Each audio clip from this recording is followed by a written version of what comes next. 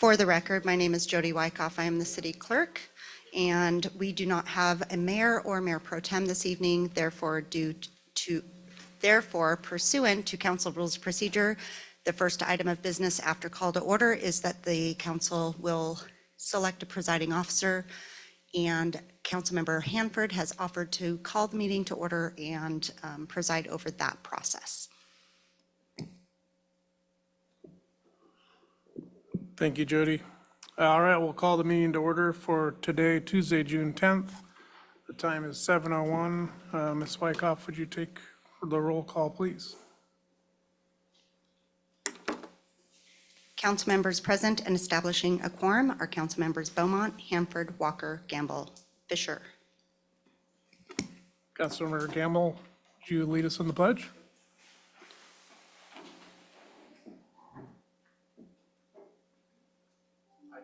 Allegiance to the flag of the United States of America and to the republic for which it stands, one nation, under God, indivisible, with liberty and justice for all.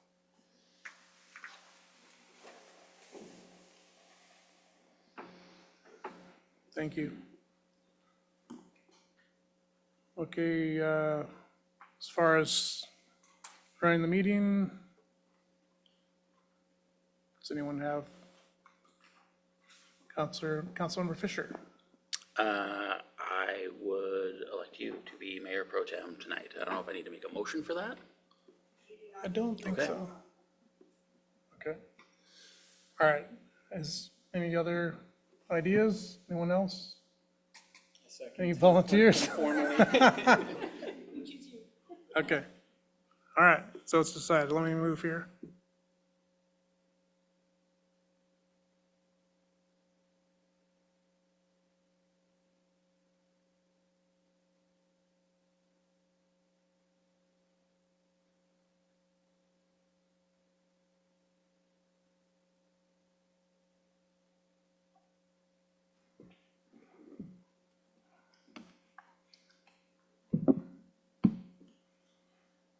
All right, the next item on the agenda is public comments.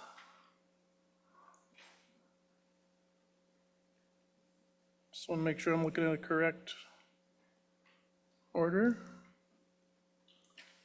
Is that correct? Public comments is next? Thanks. All right, is there anyone that would like to come and speak for public comments? Do we have anyone sign up, Ms. Wyckoff? Okay. All right, this time I'll ask the audience if there's anyone that would like to speak to come forward and address council. Okay, seeing none, we'll move on. The next item on the agenda is executive session, potential litigation pursuant to RCW 42.30.110, number 1, lowercase I. Let me just make sure I'm not missing any notes here.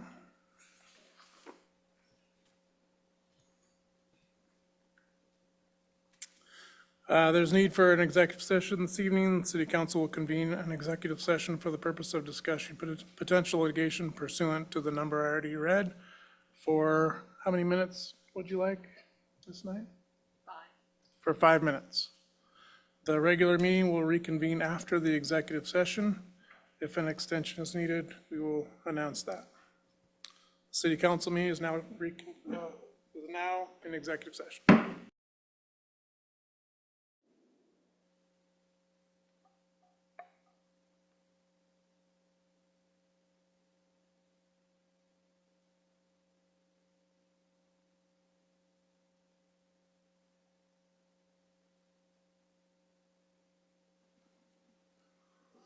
All right. The City Council meeting is now reconvened. The next item on the agenda is public hearing, Monroe 30 Annexation Development Agreement with Miss Anita Monroe. Before we proceed with the hearing, please note that the rules and procedures that apply to this hearing are available in the agenda packet and on the city's website. To summarize, after the hearing is open, city staff will present a staff report, and council members may ask questions for clarification of staff or wait until another time. And we'll go ahead, Ms. Monroe.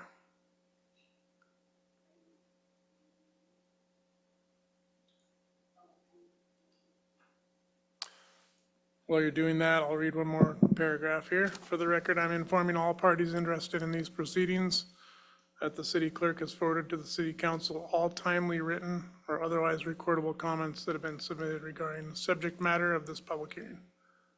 The public hearing is now open. Ms. Monroe.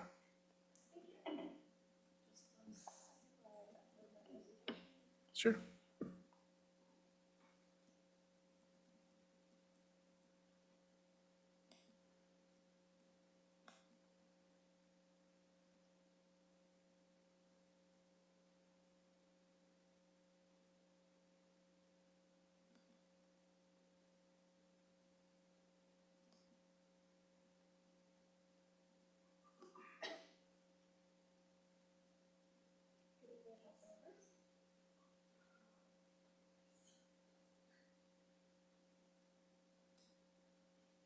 Good evening, council members.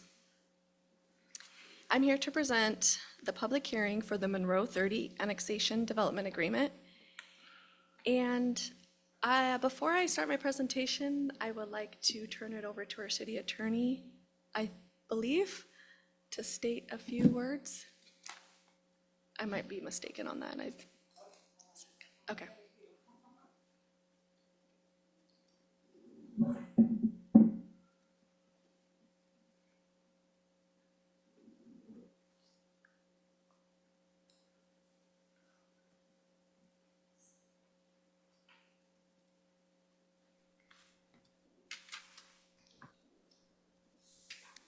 Good evening, council. Can you hear me?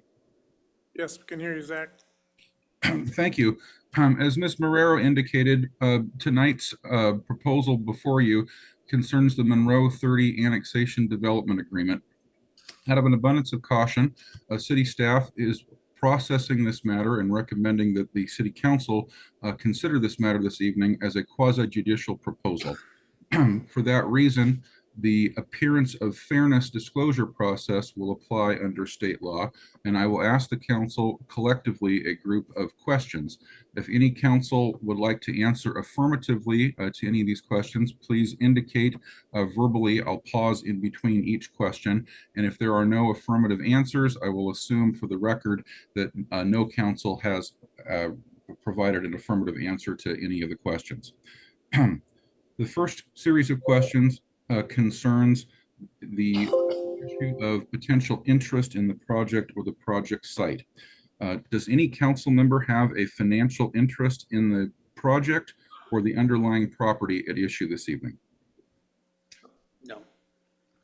Does any council member have a family member who is a party of record? Does any council member have a personal or familial or employment or other business relationship with a party of record? Does any council member own property within 500 feet of the project site? Is any council member aware of any other personal interest or involvement with the project, the parties of record, or the underlying property that should be fairly disclosed in the interest of openness and transparency? Please let the record show that there were no affirmative responses from the council. The second series of questions deal with the issue of impartiality. Is any council member aware of any personal bias for or against any party of record or for or against the proposal? Has any council member prejudged any of the issues implicated in tonight's proceeding? Has any council member become aware of any reason why he or she should not be able to perform his or her duties in an objective, impartial, and fair manner? Again, please let the record show that there were no affirmative responses to that series of questions. The last series of questions concerns ex parte communications. Has any council member had any ex parte communications regarding this proposal while the proposal has been pending before the council? Thank you. Please let the record show that there were no affirmative responses to that question as well. And as a reminder, council, under the appearance of fairness doctrine, this type of proceeding must not only be fair in fact, but also appear to be fair in procedure. And for that reason, you should ensure that you are making your decision this evening based on the criteria at Chapter 2270 of the Monroe Municipal Code. I believe Ms. Marrero will be addressing that in her presentation. And that will conclude my own role in this proceeding, and I'm happy to answer any questions that the council may have. Okay, council, any questions? Okay, thank you, Zach. Thank you, Mayor. Ms. Marrero. Tonight, I will be discussing the purpose and process of development agreements, since this is probably the first time many of you have seen a development agreement or reviewed a development agreement. I'll go through an annexation timeline, talk about the Monroe 30 annexation development agreement application, and then contents of the development agreement. A development agreement provides a mechanism for the city to enter into a voluntary contractual agreement with an entity or entities that own or control real property within the city and/or its urban area to govern the development of land and the issuance of project permits. The agreement grants vesting rights to the proposed development consistent with the development regulations, use, and mitigation of the real property at the time of the execution of the agreement for the duration specified in the agreement. These regulations regarding development agreements can be found in RCW 36.70B.170 through 3670B.210 and Monroe Municipal Chapter 22.70 Development Agreements. The review process for a development agreement is a quasi-judicial land use action. The city council is the final decision, and approval by the city council of a development agreement shall be made by resolution. The decision criteria is listed in MMC 22.70.040G, and I also included that decision criteria in the agenda packet. Public notice and public hearing are required, and the development agreement shall be recorded within 30 days of the date of approval by the city council. This is the timeline of the annexation. I'll also go through this when I go through the annexation ordinance, so I won't, I'll just leave this up so you can see. I just wanted to point out a couple things of importance. So at the March 26, 2024 City Council meeting, resolution number 2024/007, accepting the notice of intent to commence annexation was passed. At the same time, the council also requested that city staff work with the applicants to ensure that the city received a park dedication, and also include a mix of housing types in the future development of the site. We continued through the process for the annexation. It was sent to the Snohomish County Boundary Review Board on November 20th, 2024. The BRB did not invoke jurisdiction, and then essentially the Monroe 30 annexation was approved on January 14th, 2025. So the next step of the process is to adopt the annexation ordinance. This is just a map of the annexation area. It is, let's see, east of Monroe Woodlands, and it is located south of the Robin Hood neighborhood.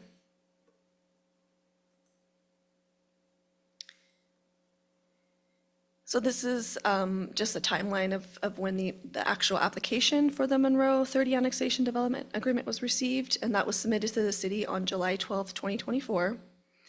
Since then, the city has been working with the applicants on this development agreement, and the final draft is attached to the agenda bill, which is attachment 3, and this completed draft was on June 30th, 2025. So I wanted to point out some specific sections of the development agreement that pertain to what the council has been discussing. So section 3 is the conceptual site plan, and this is conceptual in nature, but it does show the placement of the park dedication and mix of housing types. The park dedication location is pretty much established because it does encumber some critical areas. But the mix of housing, according to the applicant, should stay the same, but it may change slightly in the location of where that is placed. Section 4 is a mix of housing and density.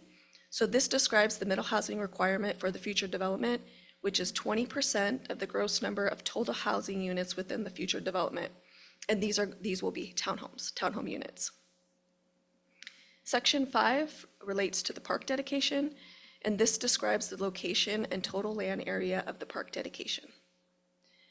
Section 6 is vested rights, and this sets the vesting provisions for the future development. So this is the conceptual site plan that was submitted with the development agreement. The yellow area indicates the park dedication, which is a total of 4 acres in size. And then the red shaped outline, that shows where the placement of the majority of the townhomes will be.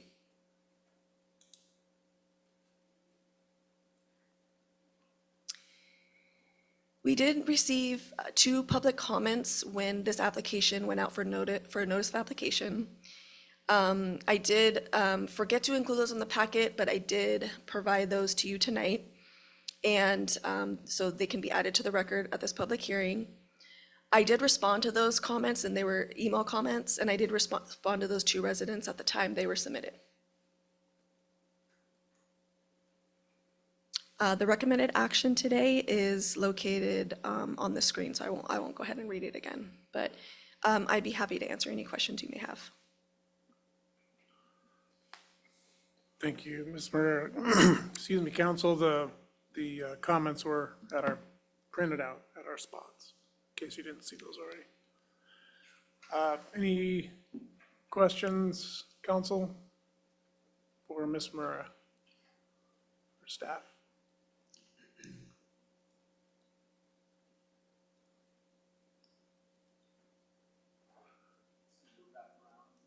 Yeah. This is just the initial questions for staff. Good? Okay. Let's see, I don't think we have any questions, Ms. Marrero, so we have someone signed up here. At this time, I'll ask if there are any members of the public who wish to speak to this matter. Unless the council wishes to impose a different limitation, there'll be a 3-minute time limit on each speaker. Your time will begin after you introduce yourself and provide your area of residence or association with the city of Monroe. Please be respectful of all speakers and the hearing procedure itself. Please also note that this hearing is an opportunity for you to address the city council, and it is not intended to be a question and answer session. The clerk brought up the sign-up sheet. And there's one name on here, David Toyer, I believe. Please come forward and, again, your name and area of residence or association with the city of Monroe. Welcome. Thank you, Mayor Pro Tem and members of the council. David Toyer, Toyer Strategic Advisors, 3705 Colby Avenue in Everett. We are the land use economic development consulting firm that was retained by the developer and property owners associated with this development agreement and annexation. I'm going to pause you really quick there. Ms. Wyckoff, could you start the timer? Yeah, it's because Anita's sharing her screen that you can't see mine. That's fine. She's got a timer going on. Okay. And we'll let you know when she hits. All right, thank you. Go ahead. Thank Sorry you. about that. So we did submit this annexation, as Anita indicated, back in January of last year. There was actually an effort before that called the Monroe 41 annexation. It was a little larger area in this same location that had been tried, but there wasn't enough support from enough properties to be able to bring that forward. So this has been in process for almost 2 years now to try to bring an annexation forward in this area. Council established very early on when we met with you all that you really wanted to park there because it's in your plan. You really wanted to see a mix of housing types that made, sense, obviously from a design and economics perspective. And you wanted some assurances that, development we done in a good manner. And so you wanted a development agreement, and we're okay with that. It's a little abnormal. I've worked on a number of development agreements for large projects, including up to a 426-acre industrial park. And normally a lot of that is to do with the developer has something that it would like the city to approve, that the city standards don't quite work for the developer, and so they work out an arrangement to make it happen. This is really kind of the opposite way around. This is, the city wanted certain things from the developer as commitments early on prior to us having an actual project application into the city. And so this is a mechanism through the development agreement to ensure that we've made those commitments and you have those commitments in hand prior to making an annexation decision. So that's a little atypical for this type of a process, but it's a great process for you all because it's a win for the community because you get some things that you really want. That being said, I'm happy to answer. 1 minute, just so you know. Yeah, I'm happy to answer questions that you may have this evening. I wanted to point out one thing. We do have the 4-acre park dedication, which was the request of the city. There are a couple of additional parcels that are not part of the annexation area, but are immediately adjacent to the annexation area that are owned by one of the proponents of the annexation. And you will see a provision in here under 5.1.1.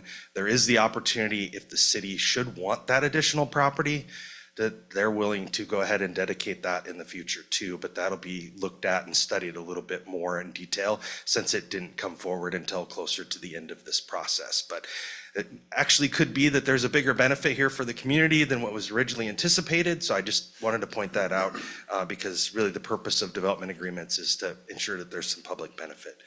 The only other thing I would request, if possible. I'll ask you to wrap it up there. Yep. I was gonna say, the only other thing that I would request if possible is, the requested action on here tonight is to approve the resolution authorizing the development agreement. Being one of the consultants on the team for this project, we are ready to bring the project in and submit it to the city. We'd like to get started with that process because it takes a while to go through land use approvals to be able to get to a point where you could construct housing, which would probably not be until like next year. And so if it's all possible, when you look a little bit later in your agenda at the annexation itself, you could approve that here on first reading tonight.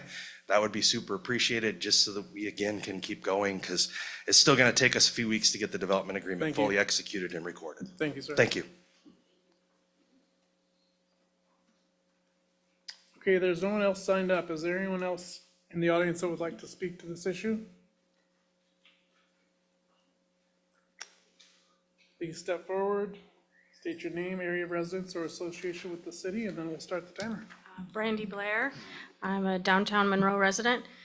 I wasn't planning on speaking, but I just got called to speak by hearing what was just said. I think that you guys have been very thoughtful for the community's needs by asking for the development agreement, because that's something that he says is abnormal, and that's why sometimes we don't see the community benefit of the development. So I'm really, really glad that you guys are pushing for that and for pushing for the mix of housing.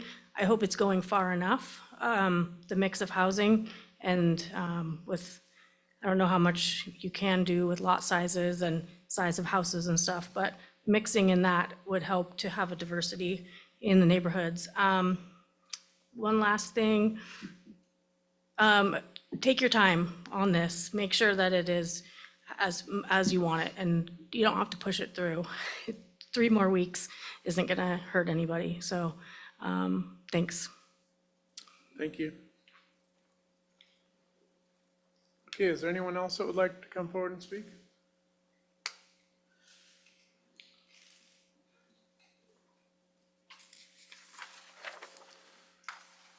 Okay, I see no one else wishing to speak. Do any council members have any additional questions to ask of staff before we begin deliberation?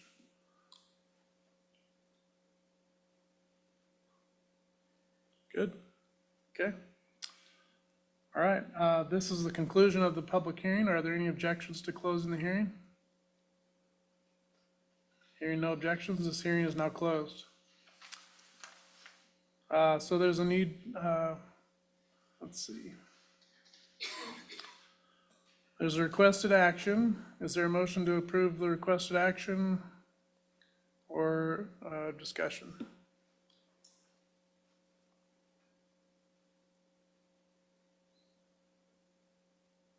Councilmember Beaumont with the light.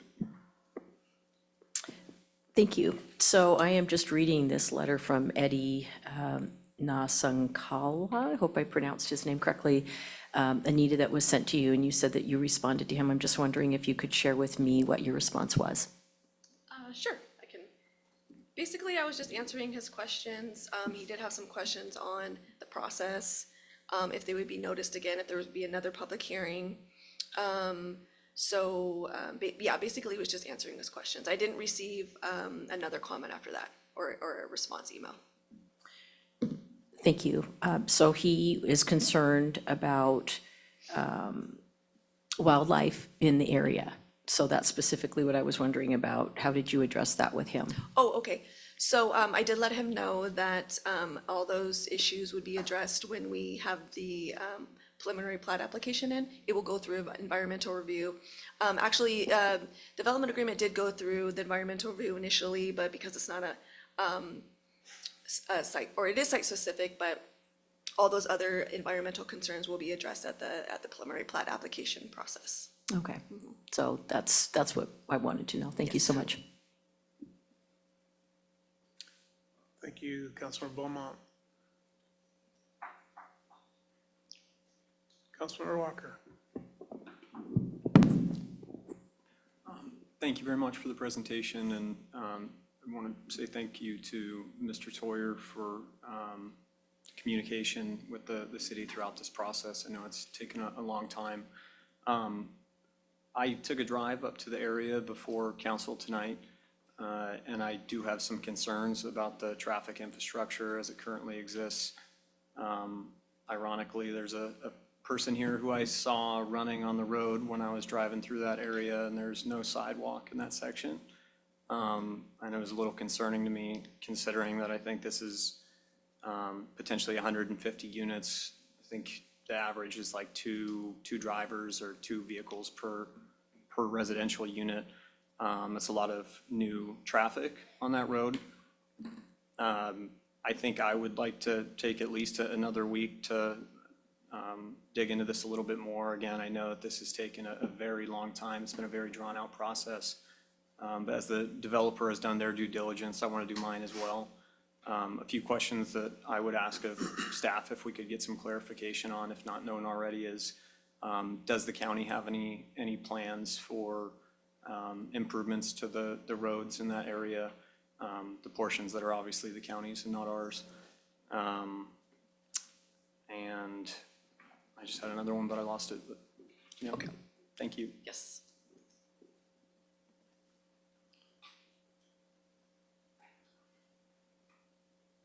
Councilmember Fisher. Can you tell us kind of like the concern with wildlife, if those concerns would be addressed in further down the road? So during the subdivision process, so when we're doing our review, we will go through the normal channels as far as looking at critical area reports. We'll have our critical areas consultant look at those as well. We'll review the SEPA checklist and all other environmental documents that are submitted with the application. It, just like any other project permit, it does get noticed. It goes to all the local agencies to review. And then after that, we'll assess the comments. So there's a couple things. So we can either do a determination of non-significance, meaning there are no mitigation measures for this project. Or if we look back at all the environmental documents and the comments and we decide that yes, there needs to be some mitigation, then we will do an MDNS. So that way, this project will have mitigation measures, and we'll make sure that is done through the project. And as we take it through the public hearing and hearing examiner process, those conditions will be attached to this project approval. Okay. I'm completely okay and agree with Jake. We can take this out another week. I just want to know if there's something that's in place where you could just quickly be like, oh, no, there's going to be sidewalks, and this is typical for this kind of project. When it's developed, that there are sidewalks and there is widening of the roads, and if that was the case, then I would say we could probably just settle it tonight. But if that's not a for sure thing, we maybe need to dive into a little bit more. Okay. I'd be okay, if that makes sense. Yes, so, so just for clarification, you just wanted me to check on the county roads, not the roads that will be upgraded and put in with this development, is that correct? Because sidewalks. would be great as well. Okay, because yes, sidewalks and frontage improvements and streets and all that is a requirement for this development. But yeah, if you want me to find out on the county side too, I can. Yeah, and I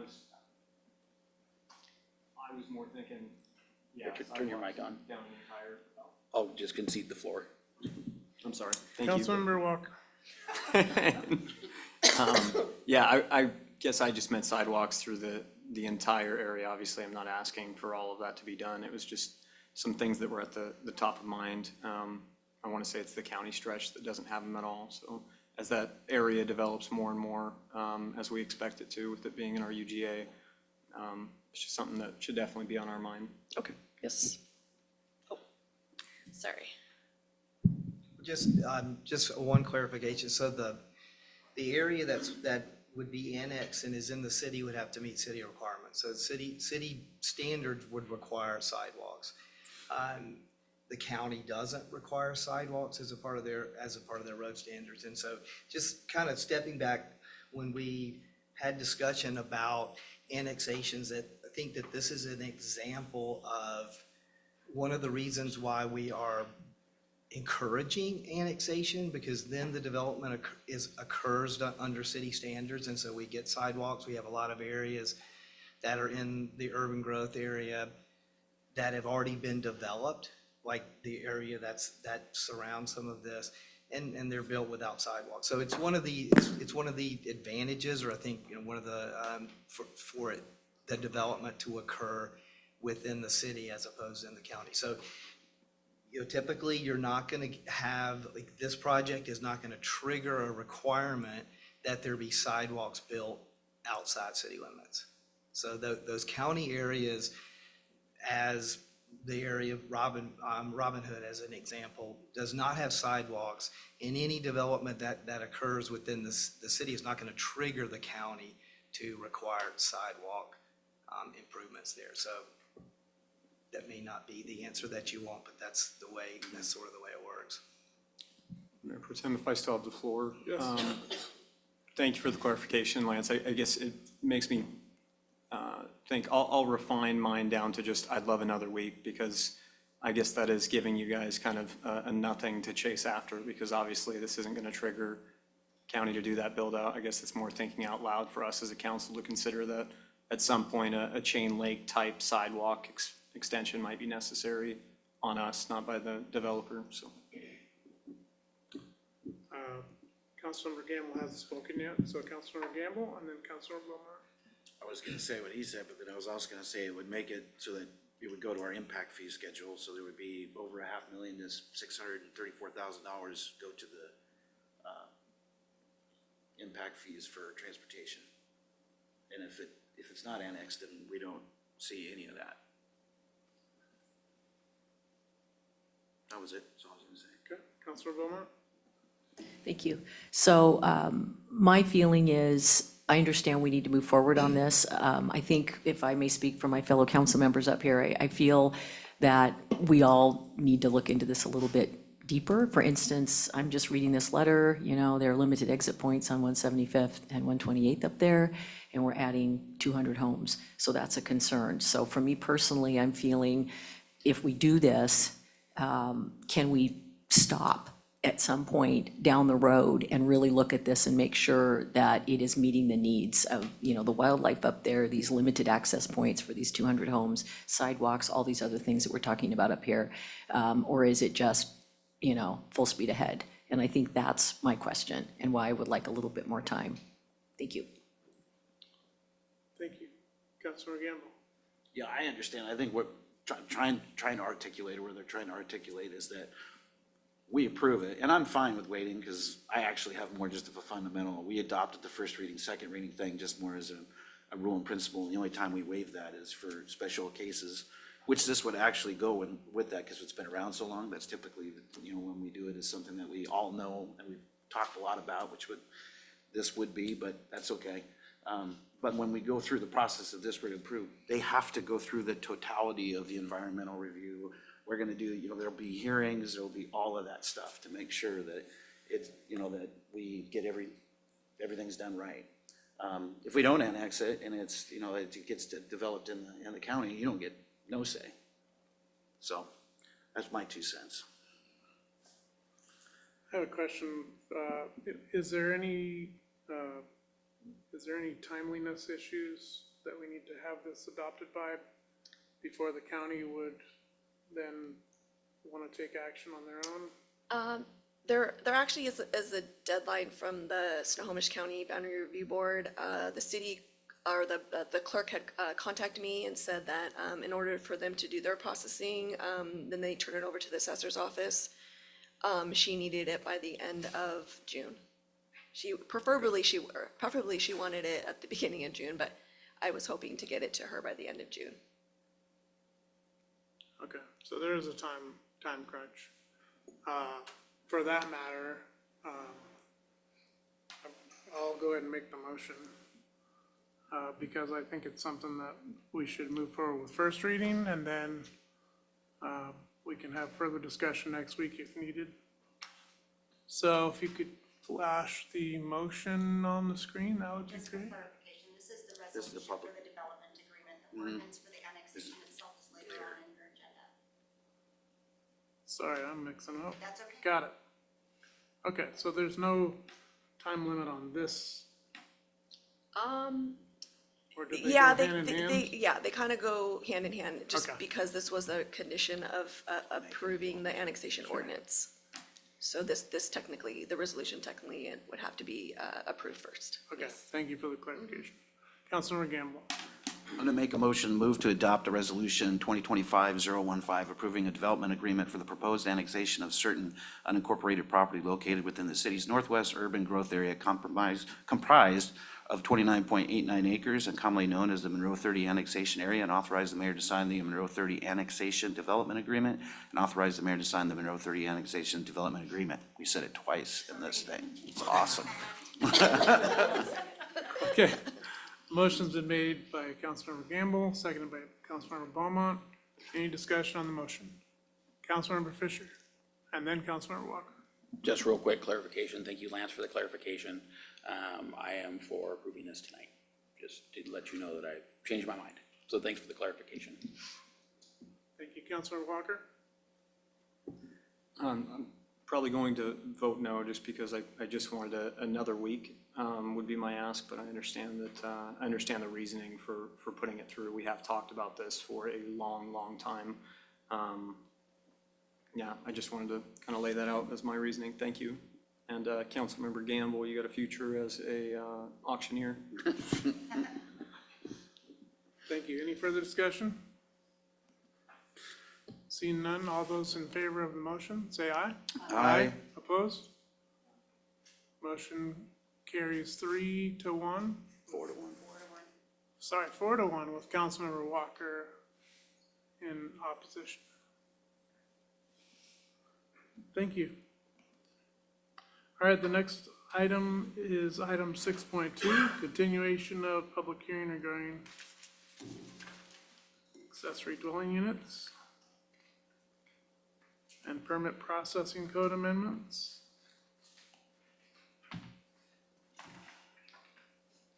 Good evening. Ms. Bright. Good evening. Just a moment. And similar to the previous hearing, the rules and procedures that apply to this hearing are available in the agenda packet and on the city's website. Ms. Bright, when you're ready. Just a moment, and I'll share my screen.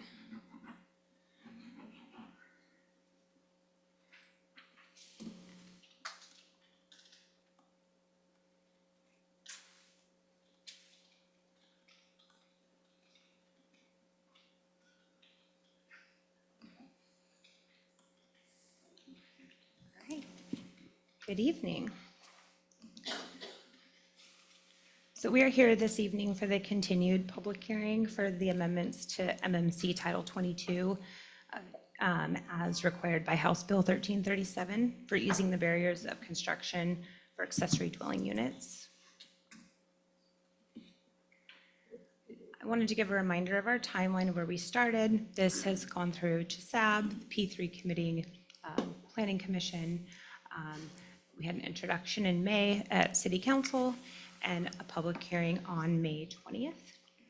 And at that public hearing, there was one public comment made by Stacy McGregor, a property owner within the mixed-use neighborhood zoning district, and she asked council to consider expanding zones that allow ADUs into the mixed-use neighborhood zone. And then also questions were raised by council regarding building height limitations for ADUs. And then in response to that, council opted to continue the public hearing and directed staff to bring forward additional information. So the continuation of the public hearing was duly noticed and no comments were received. So on the screen, we're now at June 10th and the continuation of the public hearing and first reading.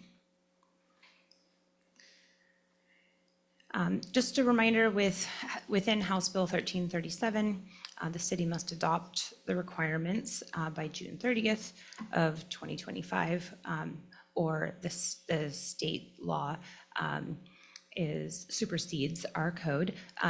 So that's sort of what we've been going for this whole time. The only difference between what we're trying to adopt versus state law is we're trying to add a little bit more flexibility in some areas and change some of our permit processing.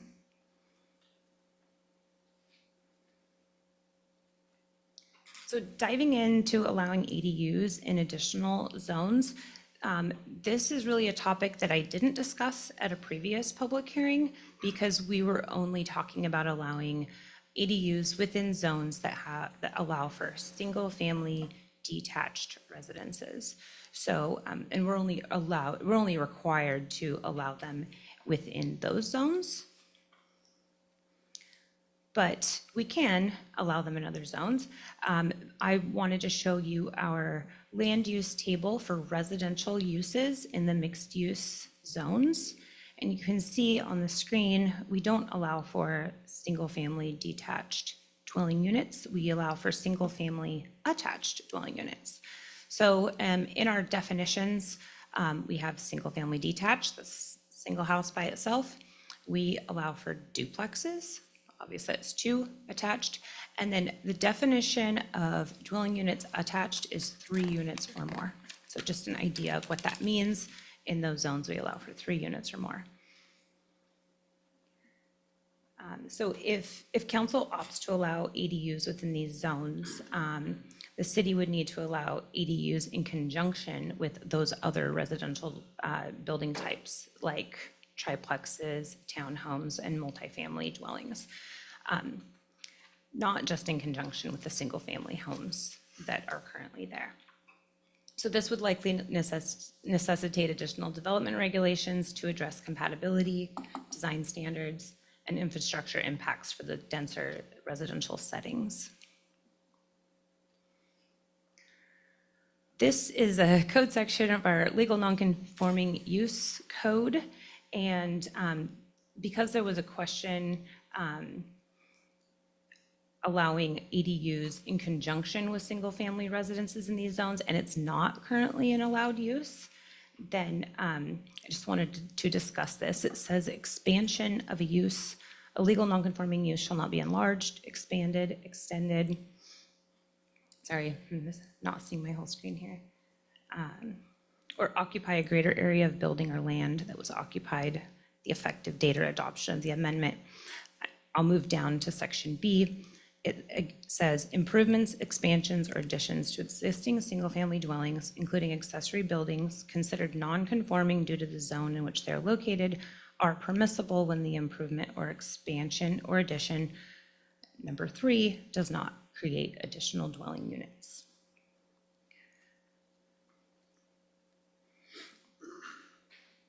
So allowing additional ADUs in conjunction with the existing non-conforming single-family detached dwelling units will conflict with the legal non-conforming use section of our code. This is our Councilman Gamble? We can amend that though, correct? That's correct. Yeah, so we could amend that if we wanted to just, because that, I think the concern there, just as we're talking through this, is that, and we've talked a lot about, well, we had that with the changing of the zoning of people, I'm getting taxed out of my home. You know, so, you know, some of these are single-family residences that have been there for a very long time, and now they were single-family, they've been residential, and then they were changed to mixed use. I think the example that was given was specifically to that, like, I'm getting taxed out of my place, like, it really would help me out if I could actually use an ADU, but now it's mixed use and I'm legal non-conforming, so I can't do it.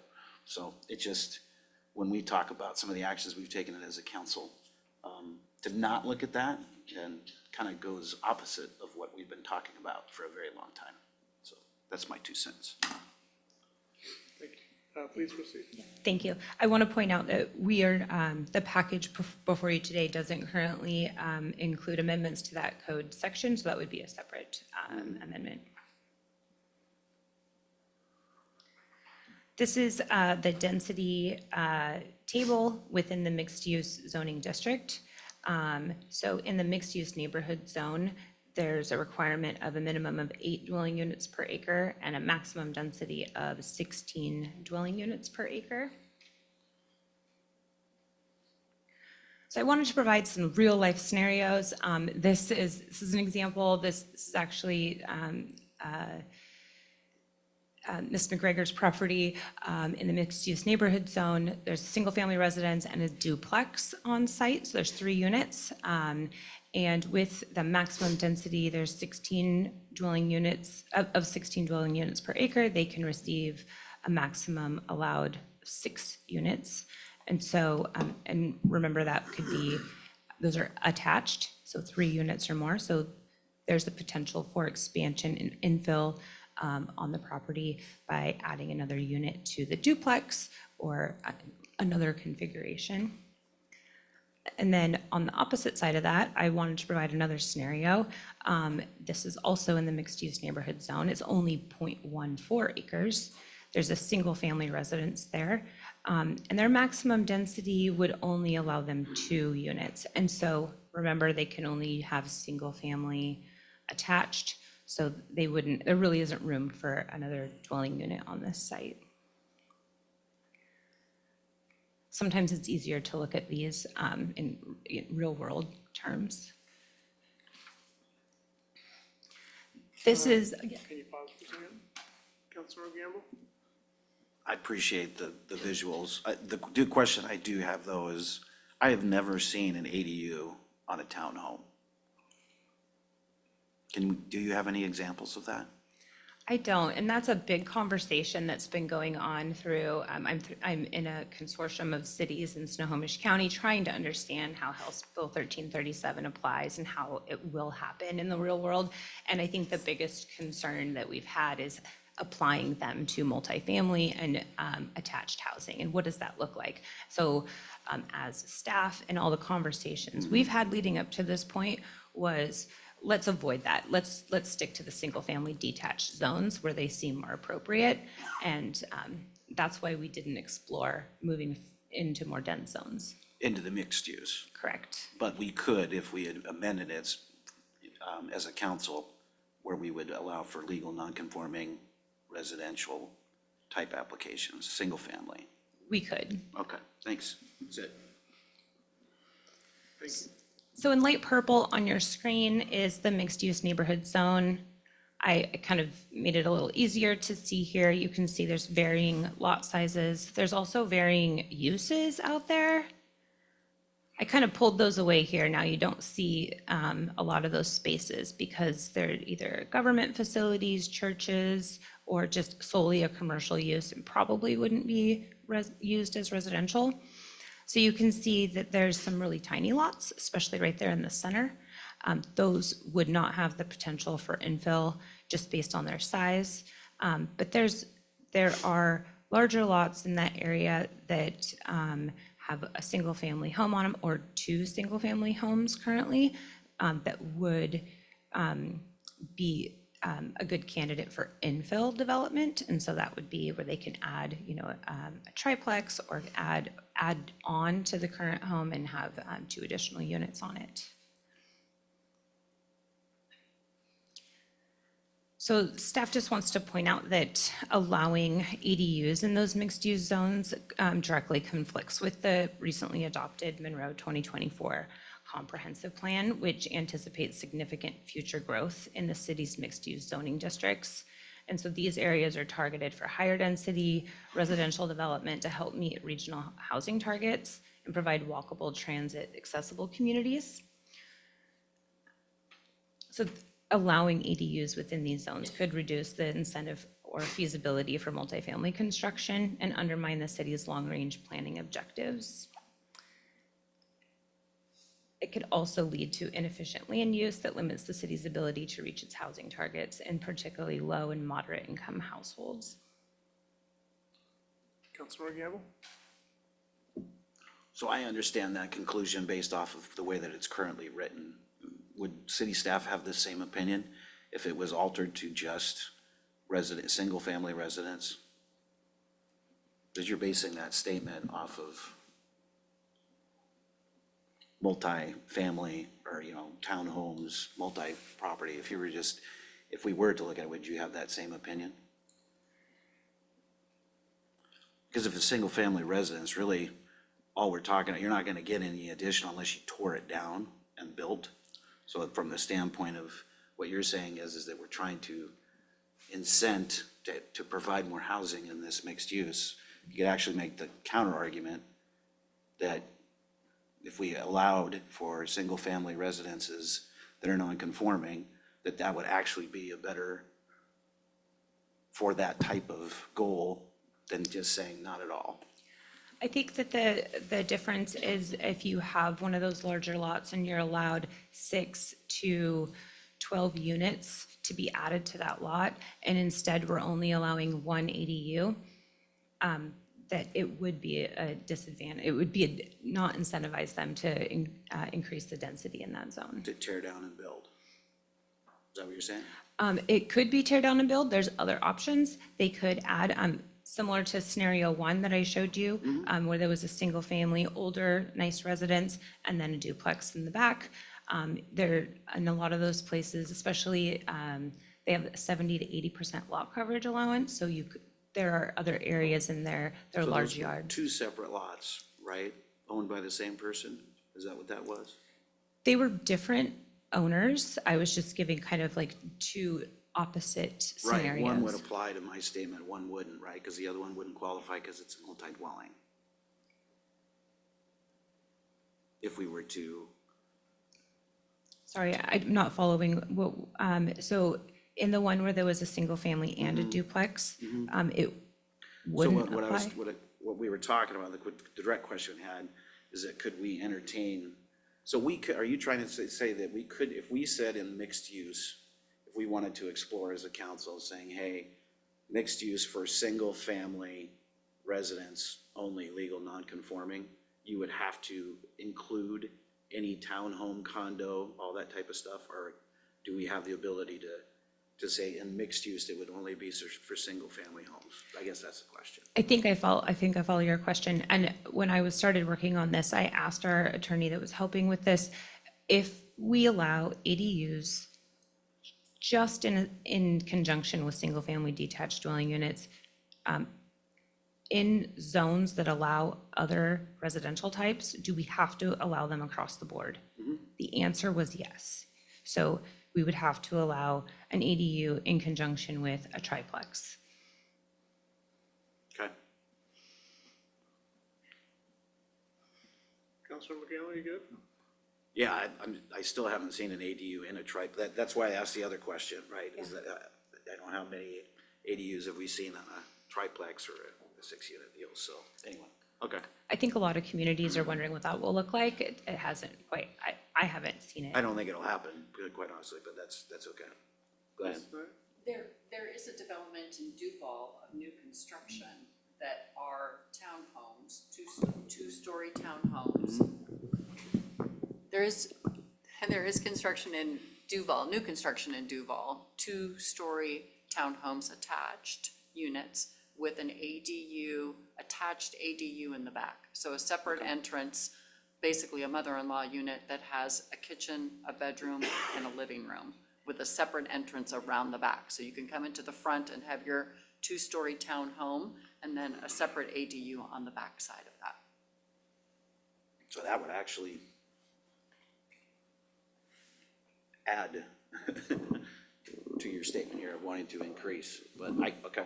They're currently rental units and not individual, but I assume at some point they're planning to separate them and sell them. So you could own a unit with an ADU, a separate ADU. Okay, thank you. Please proceed. Are there any other questions relating to the mixed-use zone before I move on to roof heights? Councilor Fisher. I'll have something to say probably about roof heights too. But no, I kind of see where you're going. When I'm looking at this in our past comp plan, I think it's on Maple Street. All those houses there, within our zoning was multifamily. It never came to fruition, right? Now it's not, as far as I know, we think we changed it out of multifamily now. Because it was just, the cost was too much to bulldoze the houses and nobody was gonna buy it. I kind of see where you're going here is, I feel that maybe those aren't going to be used as multifamily, like we'll probably end up maybe rezoning that again at some point in time. And why not take the housing that we will actually most likely get out of there, which would be ADUs on residential. So I think I'm kind of following what you're saying, if that kind of, I think I am. And then I'll hold the rest of my stuff for height. Councilor Walker. So I just want to make sure, what Councilmember Gamble is saying, I want to make sure that I'm understanding this issue correctly. So basically what staff is saying is if we allow ADUs with single-family homes in mixed-use zones, it kind of goes against the idea of we were going to concentrate density in mixed-use areas to meet our population targets.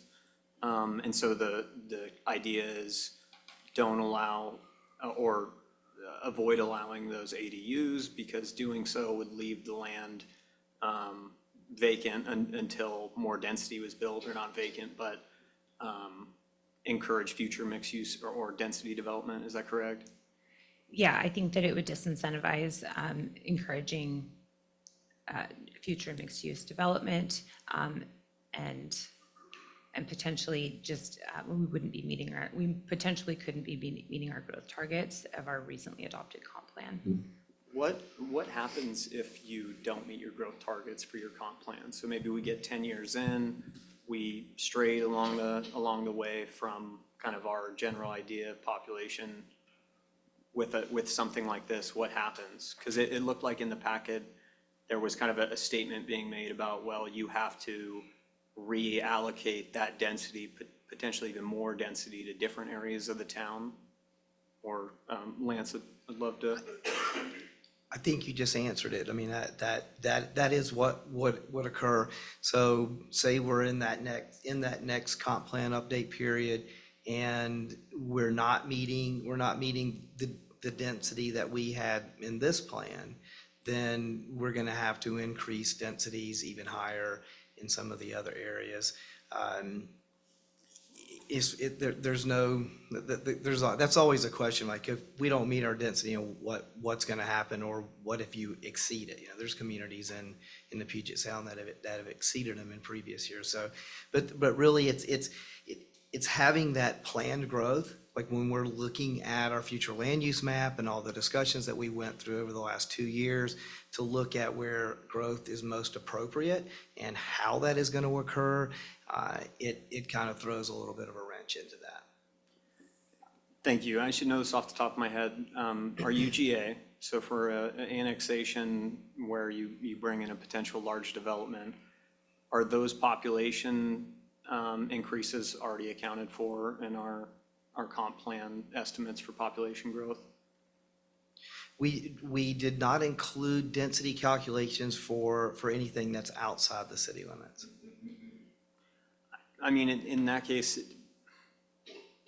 being that or at least I feel like I'm elected to this position in the interest of the residents and not kind of growth targets. I understand the comp planning process. if I think of a retired person that has land in their backyard who got rezoned into mixed use,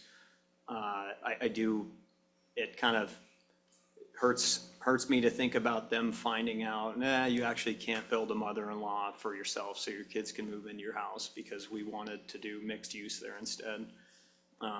So I kind of see the point that Councilmember Gamble was making. I understand again that it might go against sort of a lot of the things we talked about in the comp plan, but this seems like a sort of exception that I'd be willing to make at the potential cost of some lost density, considering that we might have population growth in areas that didn't go into our previous calculations. Thank you. Thank you, Councilmember Walker. Councilmember Gamble.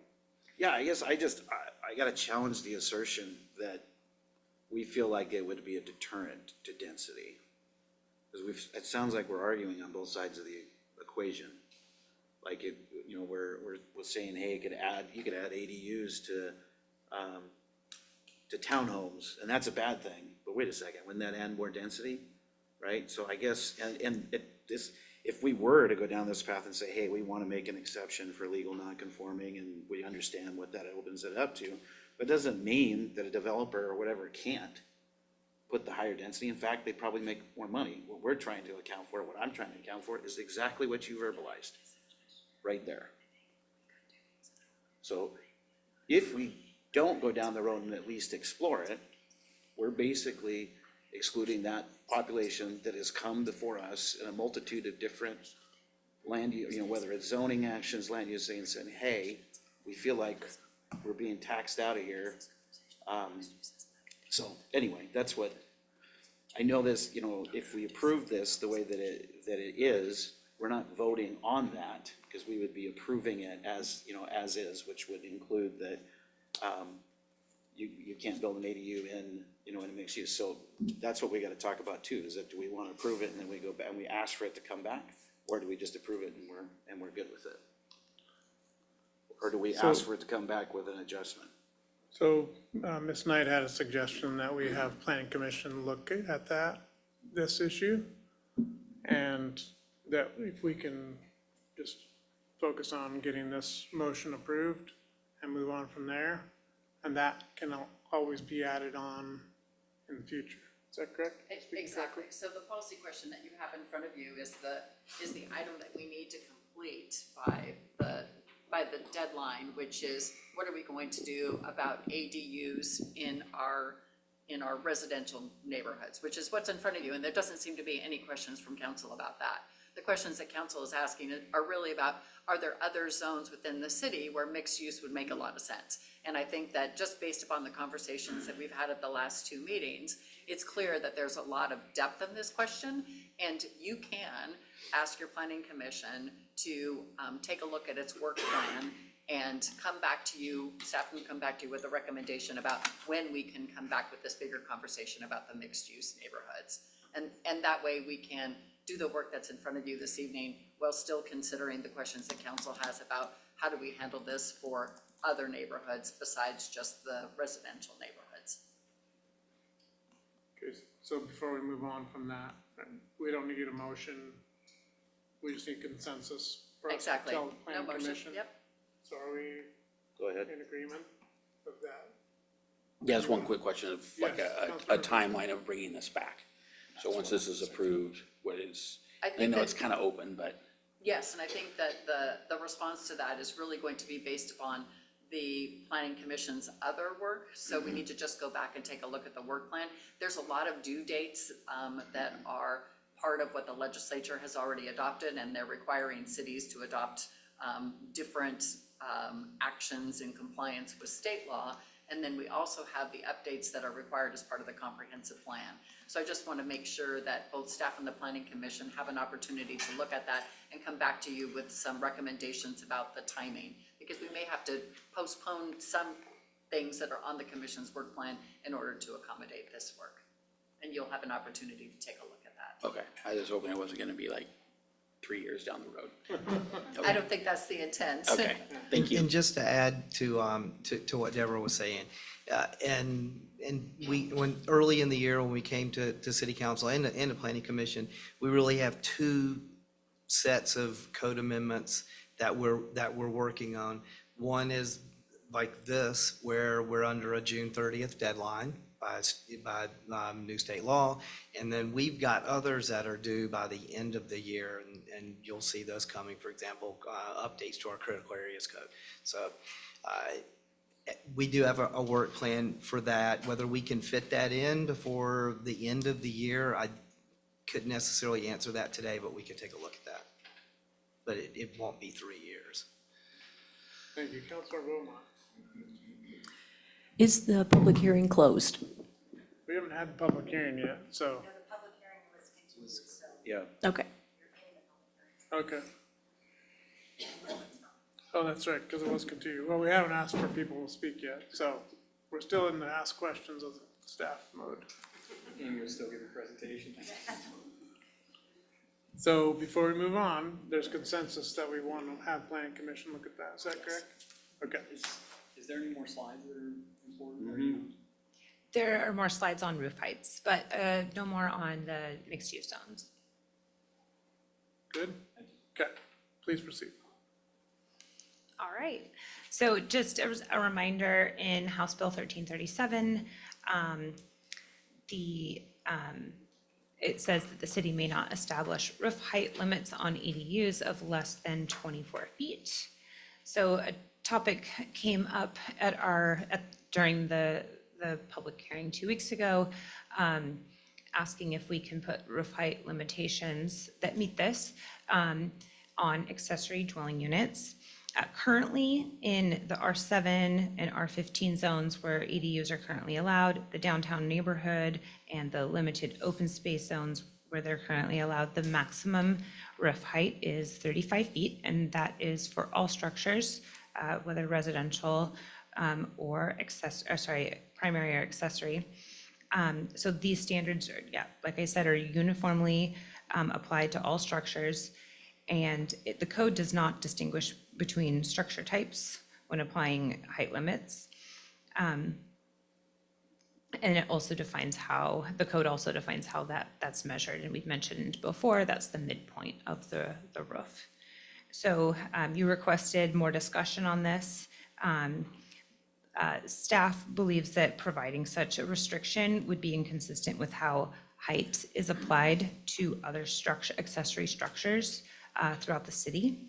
And it would introduce an unnecessary complexity when reviewing ADUs versus other accessory structures.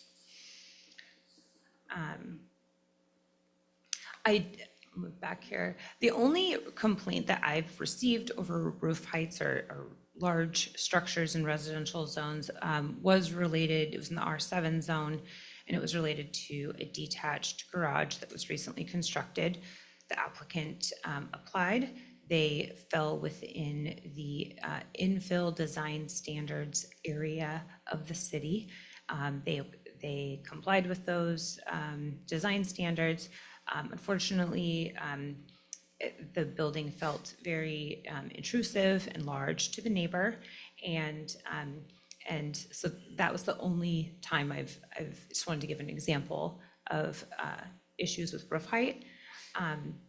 But placing restrictions solely on ADUs would not have prevented that scenario because this was an accessory garage versus an ADU. So in the city, we have 4 different types of design standards. We have general design standards in the Monroe Municipal Code. We have the infill, multifamily, and mixed-use design standards that applies to certain lots south of Highway 2. And then we have the downtown design standards, which applies to the downtown, and then the east downtown design standards, which is the east part of the downtown. And the last 3 have not been updated in quite a while. They are currently on a work plan for next year. And at least the downtown and east downtown design standards And ultimately, staff believes that this topic would be better suited as a design standard versus just applying height limitations to ADUs versus other accessory structures throughout the city. I'll pause. Okay, Councilmember Fisher. So that garage that you speak of, I live across the street from it. Me personally, it's not a huge deal because it's across the street. This is something from the constituents in and around my neighborhood. I think I'm lucky to be alive actually here because they were so mad. Understanding that that is a garage, but it gave a really good look of what an ADU of that size would be. So there happens to also be right next to it an ADU that is not 30 feet tall or however tall that the garage is. Fits in much better than the neighborhood. It's not intrusive. I haven't heard any complaints when I'm walking around the neighborhood about it. I know you got one complaint. I had several that were about this close to my face. And I completely understand it. I think, again, when you look at an accessory dwelling and a principal dwelling and you can't tell the difference between the two and know which one, or can't tell which one is actually the principal unit, I think that is not the intent of the height of the ADU. Again, where the garage that you spoke of, it's also behind a rambler. So then when you take an ADU and you stick it behind a rambler, and then there isn't a whole lot of dirt that's needed to put an ADU on anymore. Now, you know, is there the potential of getting a 20 by 20, 35 foot tall ADU in the back of a rambler? We talk a lot about how downtown is the heart of the city. The downtown neighborhoods, the historic part of the downtown neighborhoods, it's the heart of the city. You hear it from Snohomish to Gold Bar, everywhere. I think not having a height limit is going to destroy a lot of that. It's going to destroy that look. It's going to destroy people wanting to come downtown and walk our neighborhoods, which they do all the time. And I just think it's too high, and I don't think it's unreasonable at 24 feet. Carnation has it, Duval has it, Sultan has it. We're not like getting crazy and say, you know, it can only be 12 feet or something like that. It's something that is, all these things that we look at where we kind of match with other cities. This is one of them also. We are way out of what our neighboring cities are doing. And usually when we look at that, whether it's a water bill or a permit price, we always kind of follow the people that are around us. The people around us are not at 35 feet for their ADUs, so. Thank you, Councilmember Gamble. Oh, I didn't even flip it up, but I had it ready. I saw you playing with it, so.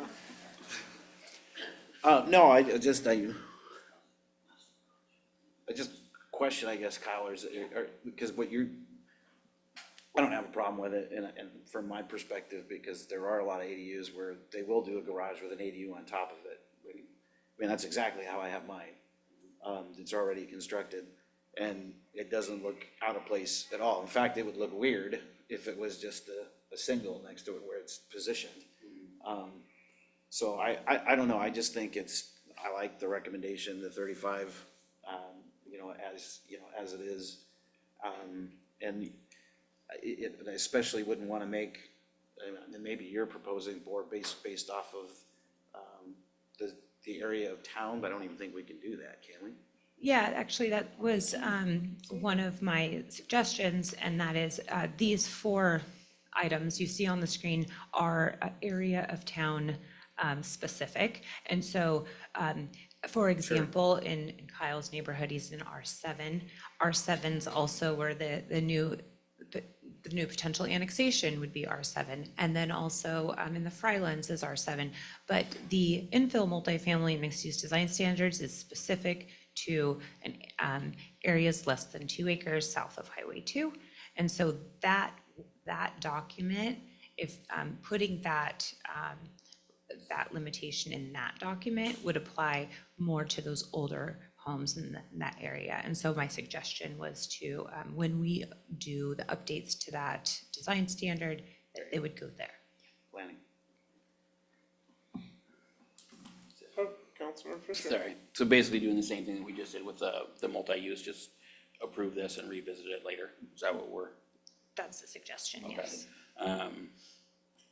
And yeah, I think you should be able to build a 35-foot ADU.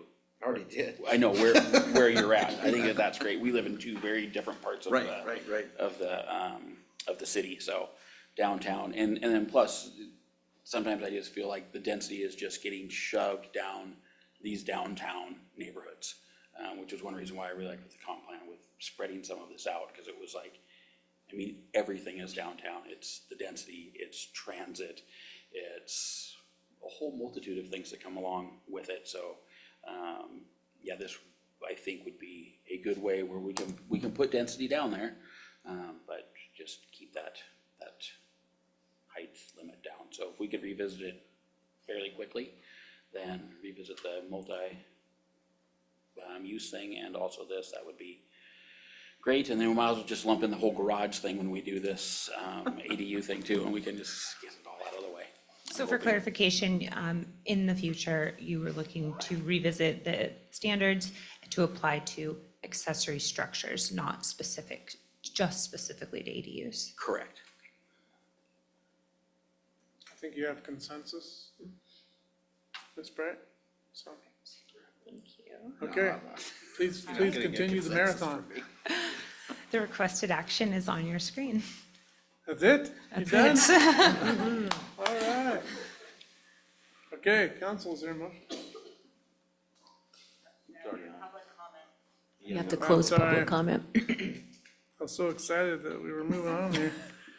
Let's see, at this time, I'll ask if there are any members of the public who wish to speak to this matter. Unless the council wishes to impose a different limitation, there'll be a 3-minute time limit on each speaker. Your time will begin after you introduce yourself and provide your area of residence or association with the city of Monroe. Please be respectful of all speakers and the hearing procedure itself. Please also note that this hearing is an opportunity for you to address the city council and is not intended to be a question and answer session. Let's see, clerk, was there anyone signed up to speak? Okay, so ma'am, please state your name, area of residence, and then we'll start the timer. Hi, I'm Sherry Novak. I'm downtown, same area, Blakely. I'm just really glad you guys are doing this, and I encourage you to do whatever you can do to make it easier. There's a lot of us that already have existing buildings that we would like to convert, or they already have been converted, but they would like to make them legal.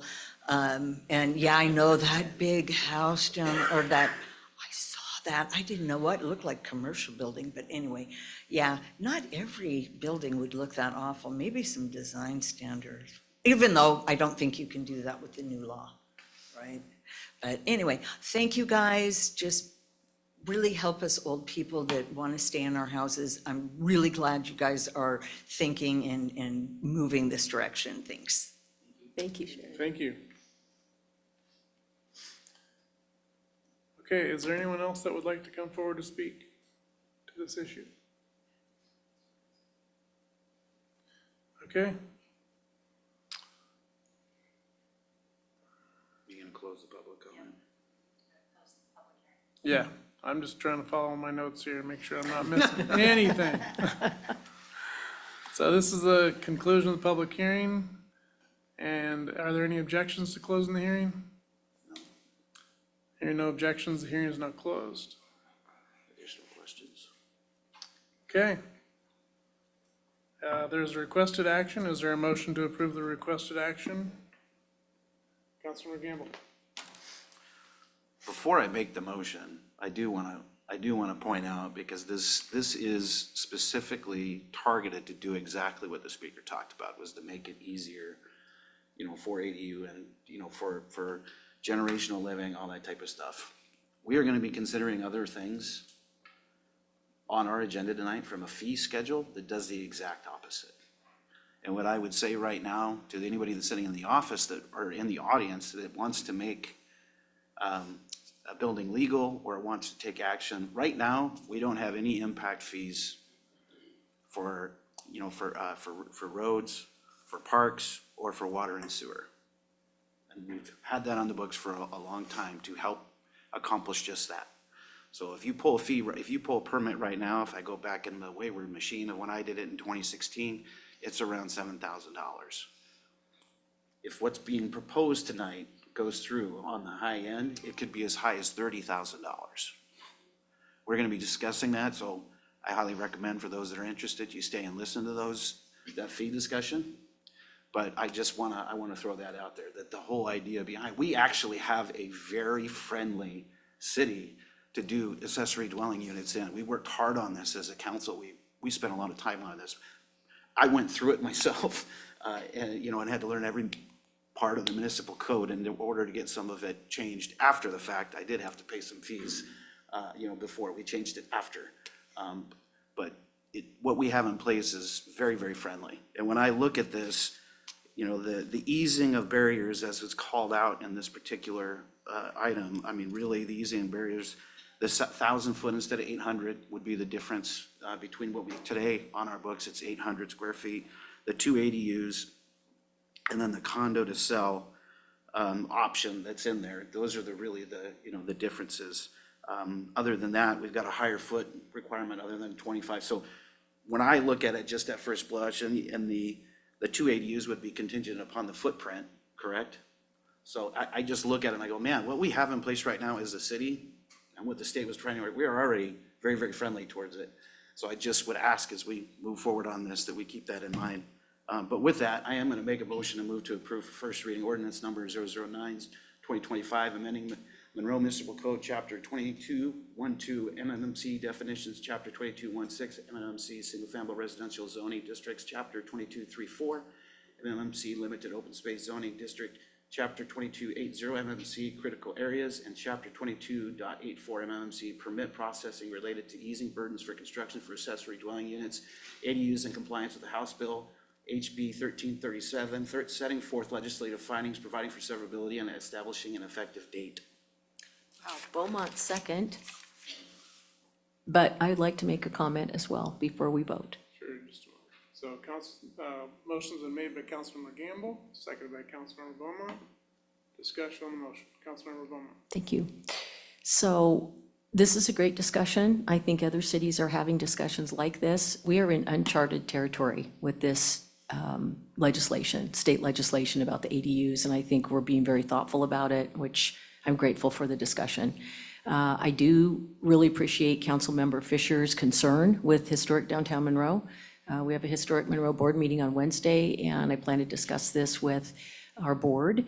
We have a very unique downtown and residential as well as our retail, and we need to be very thoughtful about what we allow down there. And I'm in agreement with you that we have to be mindful of heights and what it's going to look like, because we have one shot. We have our historic downtown. And if we start infilling with a lot of things that don't really look, character-wise, look like they belong there, I think we have a real risk of making our downtown look a little less inviting and preserving that character. So just wanted to say that, and I appreciate the discussion, and I hope that we will continue to discuss. Thank you. Thank you. Any further discussion? Seeing none, all those in favor of the motion say aye. Aye.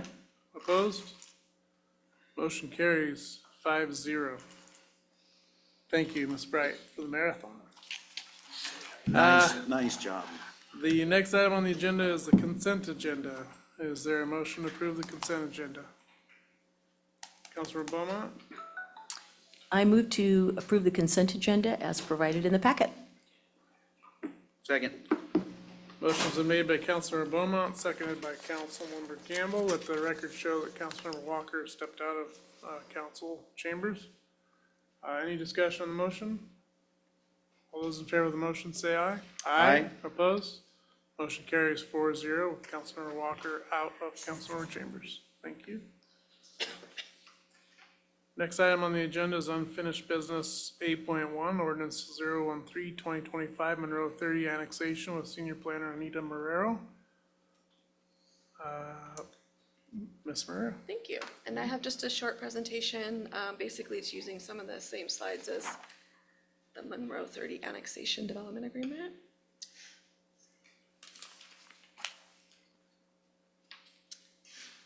Thank you. So I'm bringing forth the Monroe 30 annexation ordinance number 013/2025.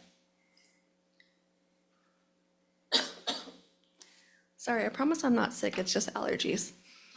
The Monroe 30 annexation area comprises of approximately 10 parcels and is approximately 29.89 acres. The annexation area is located immediately west of the Monroe city limits, adjacent to the Monroe woodlands, within unincorporated Snohomish County within the Monroe urban growth area.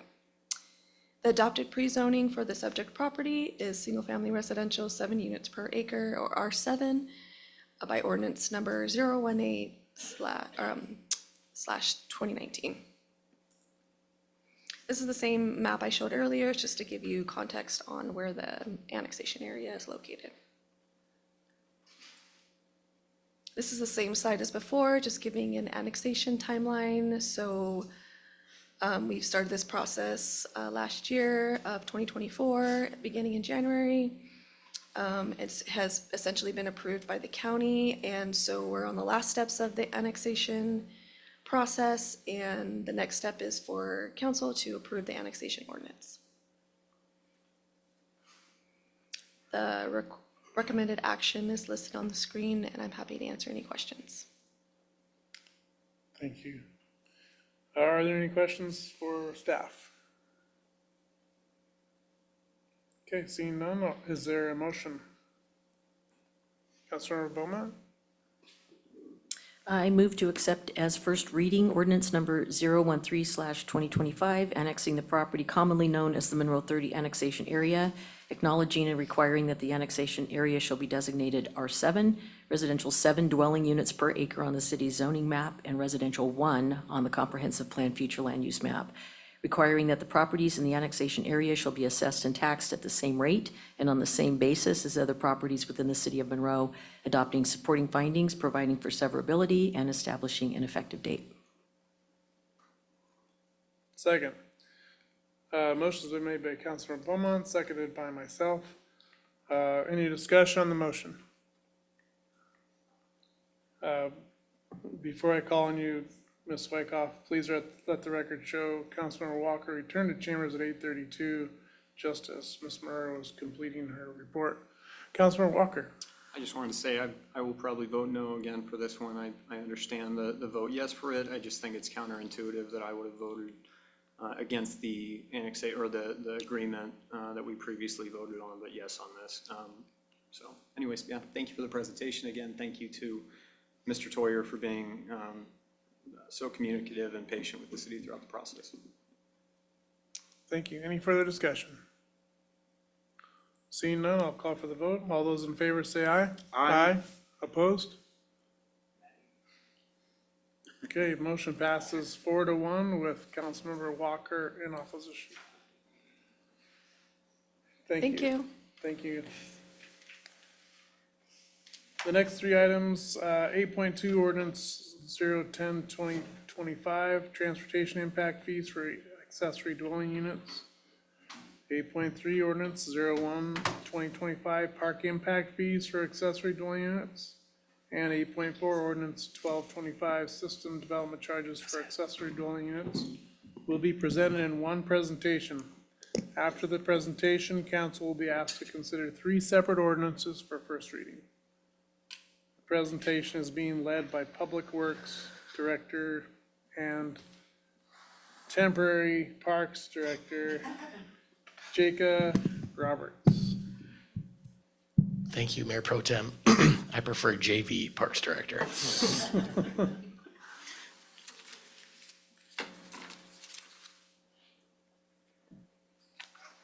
all right.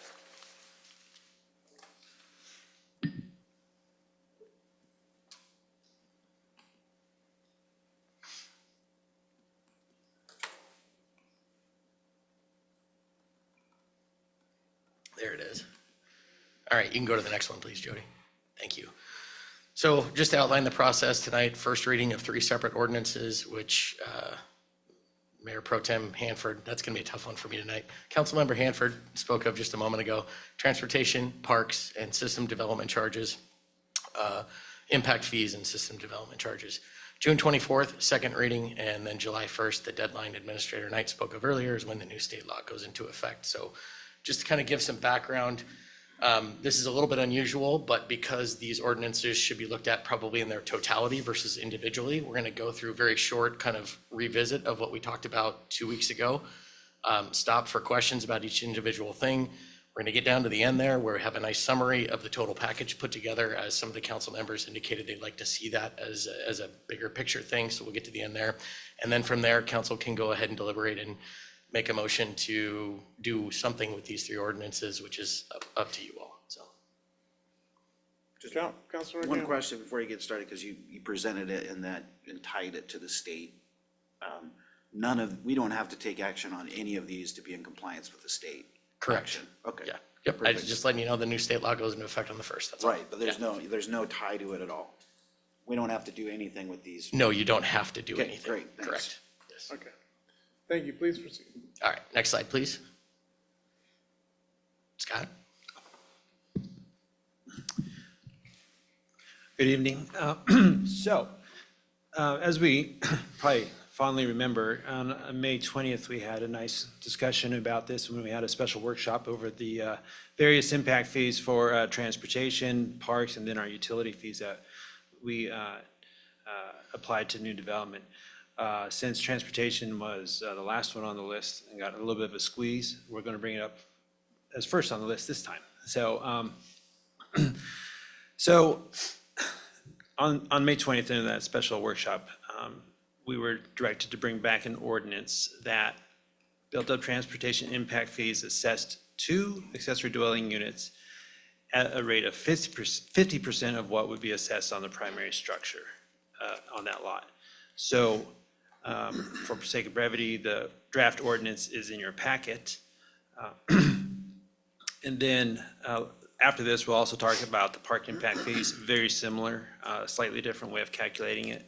But other than that, the transportation and the park fees are very similar in their structure and outcome. And then lastly, we'll talk about the system development charges, or SDCs, that our sewer and water rates are imposed on development. So of those 2, we were asked to bring back 2 options. One was we call the Arlington model, which is kind of a deferment of charges until the ADU is sold to a different owner. Or the second option, which is a 50% reduction by assessment of the fees at the time of the permit.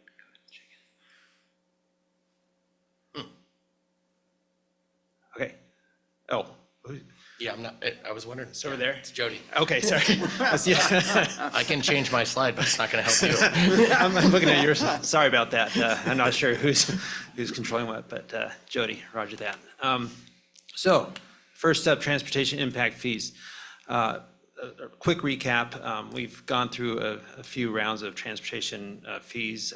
In March, we did an adjustment to our impact fees to address the new comp plan capital projects that are needed in the forecasted 20 years to meet our growth and maintain our level of services for our streets.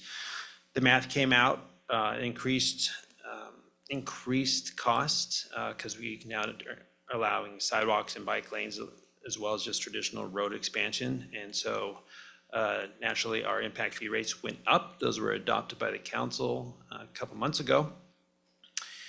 And so here we are today. We recognize that development, new residents of Monroe come, they will use our streets, whether it's by walking or biking or driving or various forms today.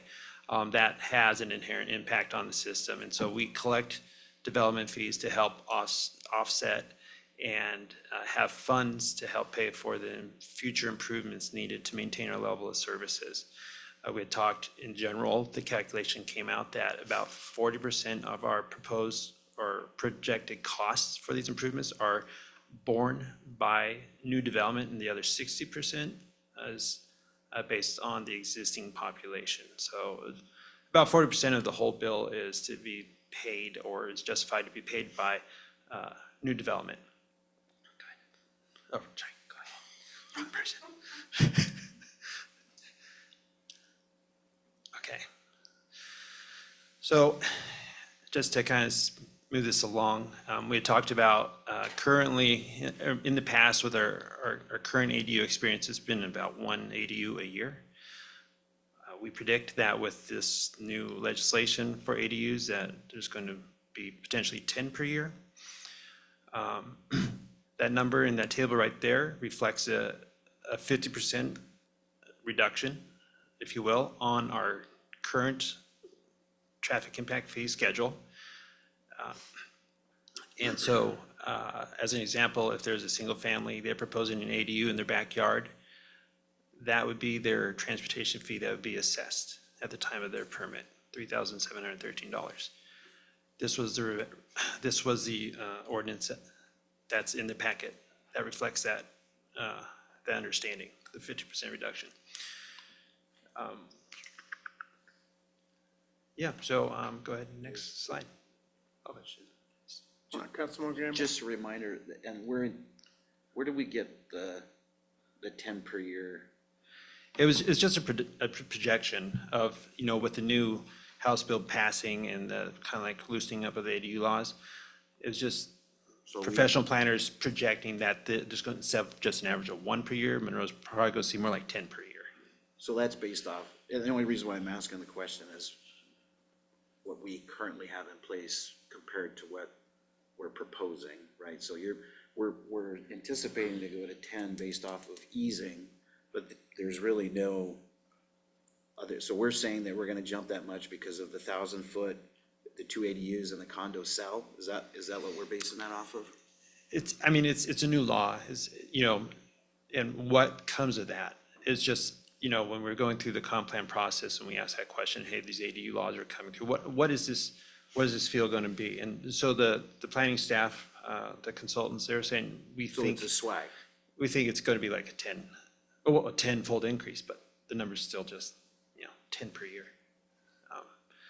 It's not a ginormous amount of fee revenue, but, 1 unit, 10 units per year. And we're currently at 0 on the fee, right?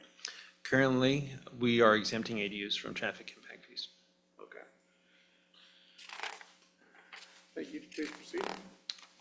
I'm going to turn it over to Double Director Roberts for his next round. JV. Depends on which department. Okay, park impact fees. Thanks for having me. So state law, park impact fees for ADUs, the council just went through this, much like the street impact fees. They were updated to match what is now current state law, and the methodology that was used was on a per bedroom basis. So 1 bedroom, 2 bedroom, 3 bedroom, 4 bedroom, and then there was essentially occupant factor that was put into that, and out of the back end comes the park impact fee. The request of council, next slide please, was to bring back a 50% park impact fee. So I went ahead and threw up 0 through 3 bedrooms up there. I thought more than 3 bedrooms for an ADU. I mean, realistically, more than 2 is probably not all that common, but I wanted you to be able to see the total picture there. And again, this is really a council policy choice on how to pay for the impacts of ADU development. How do we want to spread out those costs amongst the community? So those are the park slides. I would stop for questions if there are any, otherwise I'll continue on. That one's currently 0 too, right? Correct. Yeah. Please proceed. All right. And we get to system development charges. So past councils enacted the current MMC, which has an exemption for SDCs for ADUs. There you go, Councilmember Gamble. ADU development does create additional dwelling units. And so the council had a robust discussion around this matter at the last meeting as well, and has the choice tonight to decide how to distribute those costs. Next slide, please. So kind of in looking there, just a reminder, the different types of ADUs. You've got the attached, the top 2 there are both attached in different ways, and then the detached, and then my quality drawing with the water and sewer lines there in blue and green, just to kind of give you an idea how the utilities run. Next slide, please. So here are the criteria on the left, and then option one, which is 100% of SDC on sale of conveyance, or alternatively, it would be deferral when you build it. And then if you were to sell it or convey it to another family member in title and it becomes its own thing, then those SDCs would be due at that time. But what I tried to do here was the three columns, you've got 100% on the left there, that's option one, 50% on the right there, that's option two. And then on the far left column, blue is for attached ADUs and red is for detached ADUs. And those would be the fundamental differences. I'm not gonna run through this table entirely. I don't think it's necessary, but if council has any questions about what's up there, I'd be happy to take those. So the left is, Councilmember Gamble. sorry. So the left is 0 until it, in both scenarios, detached and attached, Yes. until if they went through the process to condo it and sell it, correct? Not necessarily condo, just to make it its own property. So the condominium process, as Zach has emphatically told me over the last 2 weeks, and the rest of us staff, is really not in the city's wheelhouse. So how an owner decides to do that doesn't have a lot of relevance to the city. It's just that it changes ownership. So there's two owners on one parcel. Okay. And on the right side would be the 50%. So, and that would be the total $11,000, $12,000, I think it is. Yes, and we are going to get there at the end. Got So it. I just want to make. Yeah. I Yeah. just want to, because I appreciate you bringing back the two options, because originally it was just option two. yeah. And just for the record, if, I should be advocating for option two if I was a selfish individual, because I've already paid, right? But I think we should do option one. That's just my opinion. So clarity, sorry, Councilmember Gamble, were you done? Yep. Okay, so clarification question, so option one, the homeowner doesn't pay anything at the time of development. And then when it sells, then is there a lien on the property, or how does that work? There's a nuance to that. It has to sell separately, right? So if an ADU were placed on, Jane Doe's property somewhere, and it sold as a house with an ADU, there would be no additional SDCs due. It's until it actually splits and becomes its own separate unit. Got it, That's when that happens. okay, So, and yes, the homeowner or the owner, whatever owner, wouldn't pay anything up front as far as SDCs go to construct the project. thank you. Councilmember Walker? What does conveyance or selling it look like if it's not condoed? Because are we talking about them splitting the parcel? Or how exactly would they sell it to someone else? I'm not qualified to answer that question. No worries. I don't know even what the answer is, so I'm just, Yeah. okay. I I'll wait for would, the- I would lean on the attorney, the city attorney for that answer. If he's welcome to, Zach, feel free to chime in. No worries. Yeah. Boom, on command. Zach, Yes, Council? we can hear you. Oh, thank you. Condominiumization is one method by which a unit on the existing parcel could be segregated out. There are also potential options through the short subdivision process. There are various other legislative efforts working their way through the state legislature that are going to increase the likelihood of smaller parcel divisions and sales of this type. So I think it makes sense, and it's my recommendation to not specify condominiumization as being the only trigger point for this type of fee to apply. Thank you. I'll hold my comments till the end. Okay, Thank you. any Thank you, further Zach. questions? Please proceed. Next slide, please, Jody. That's okay. So summary and requested action. Next slide, please.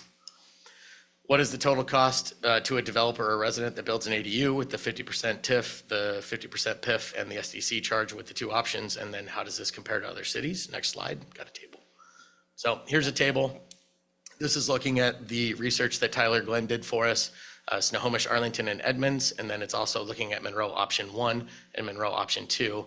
You'll see as you get over to the utility SDC, there is some variation there as far as whether it's upon approval or of a permit. So, upon sale, which would be option 1, or upon approval of a permit, option 2.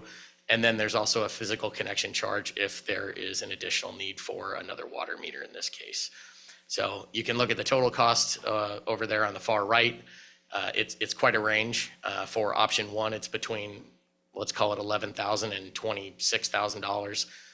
And then for option two, let's just call it $11,000 up to about $20,000. Next slide, please. Next slide, please. So summary of the ordinances, we have the 50% fee ordinance in front of you for transportation impact, the 50% fee ordinance in front of you for park impact, and the system development charges ordinance option one or ordinance option two. So that concludes my presentation. Last slide.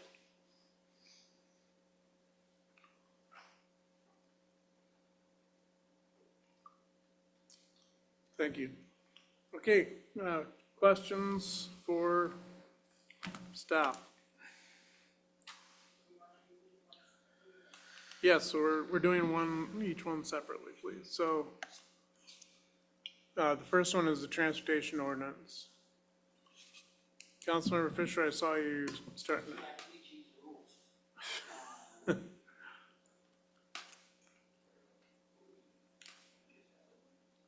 Yeah, we can discuss. Yeah, do you turn your mic on? Boy, we're headed here. You had sent an email out, Director Roberts, about wastewater treatment plant and how we're looking at 2029 before we kind of start having some issues and not issues, but having to redo some things over there to comply with our population growth. Was I reading it into it correctly? No, you read it correctly. That Okay. it is highly dependent on population growth, where that growth occurs, and then honestly, the continuation of other codes that encourage conservation. So yes, 2029 is the predicted year. I will tell you in my experience, we have been conservative in our predictions, meaning that we are planning for them to happen before they actually do, so that we're in a fiscal position to be able to afford the projects. So it could be 2029, it could be 2037. It really depends on how growth occurs in Monroe because those improvements are growth-based. Okay. And then I was looking at these and it says upon sale. And then with Zach talking up there, Attorney Lell saying, is it actually the sale of the property if it stays together as one? Would it be if it's just divided? That's where I was kind of getting a little bit confused of when we would do these fees, if it was 50 or 100% or whatever we decide.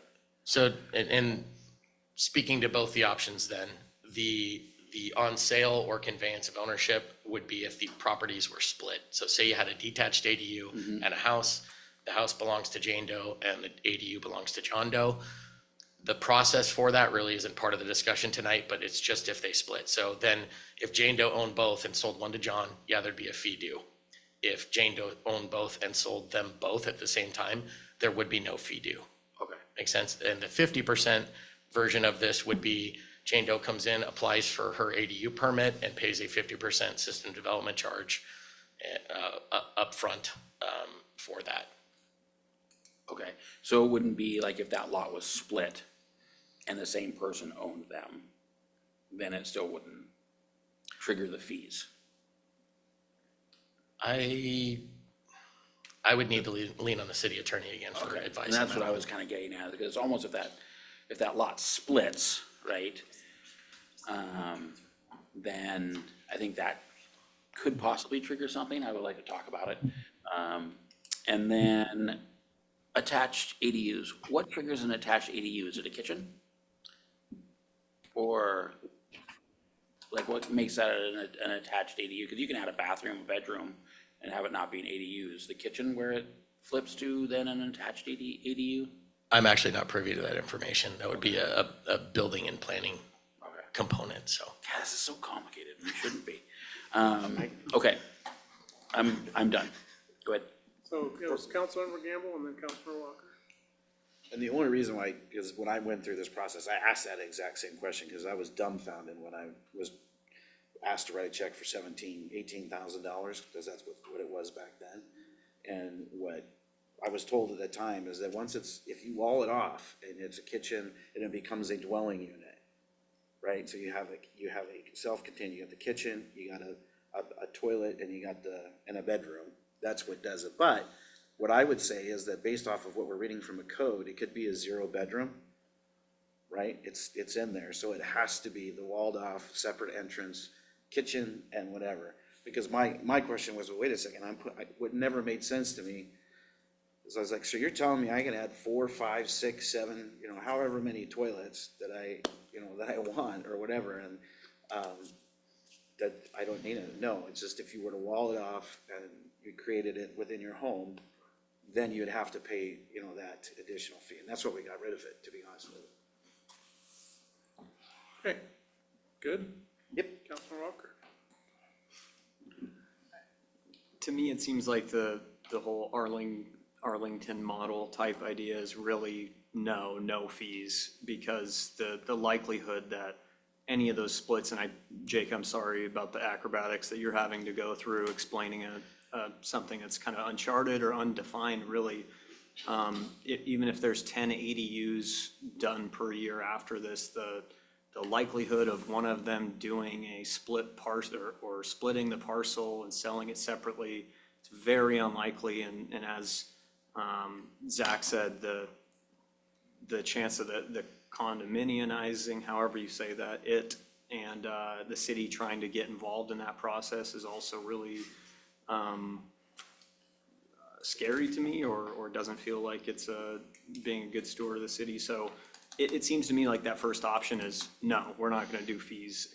That's the way I'm looking at it. So with that being the case, the second option, I don't feel like this has to be a binary on those two.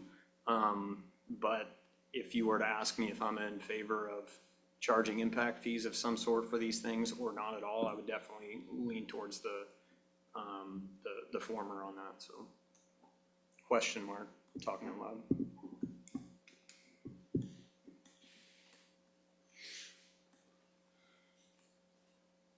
So, question for you, Director Roberts, is there any time crunch? I'm pretty sure you said there wasn't, but I just want to make sure. Is there any time crunch that that action needs to be taken tonight? There is no requirement for the city to change any of the codes that are being discussed here tonight. They were brought back because council requested them at the last workshop, and so council could deliberate on them. I will say, if state law changes and a developer comes in, then if council doesn't take action between now and whenever that is, the fees will be none. So then that's really the policy choice. Thank you. Councilor Beaumont? Thank you very much. I would just like to note that in the community development report for this meeting, there has been a permit for a carport conversion into an ADU at 15606 171st Avenue Southeast. So this is happening. So if we do not make a decision on this tonight, that development, if it's approved and the permits are all paid, that will not, this will not be affecting that person who's planning to develop that ADU. They will not be paying any TIFs or PIFs.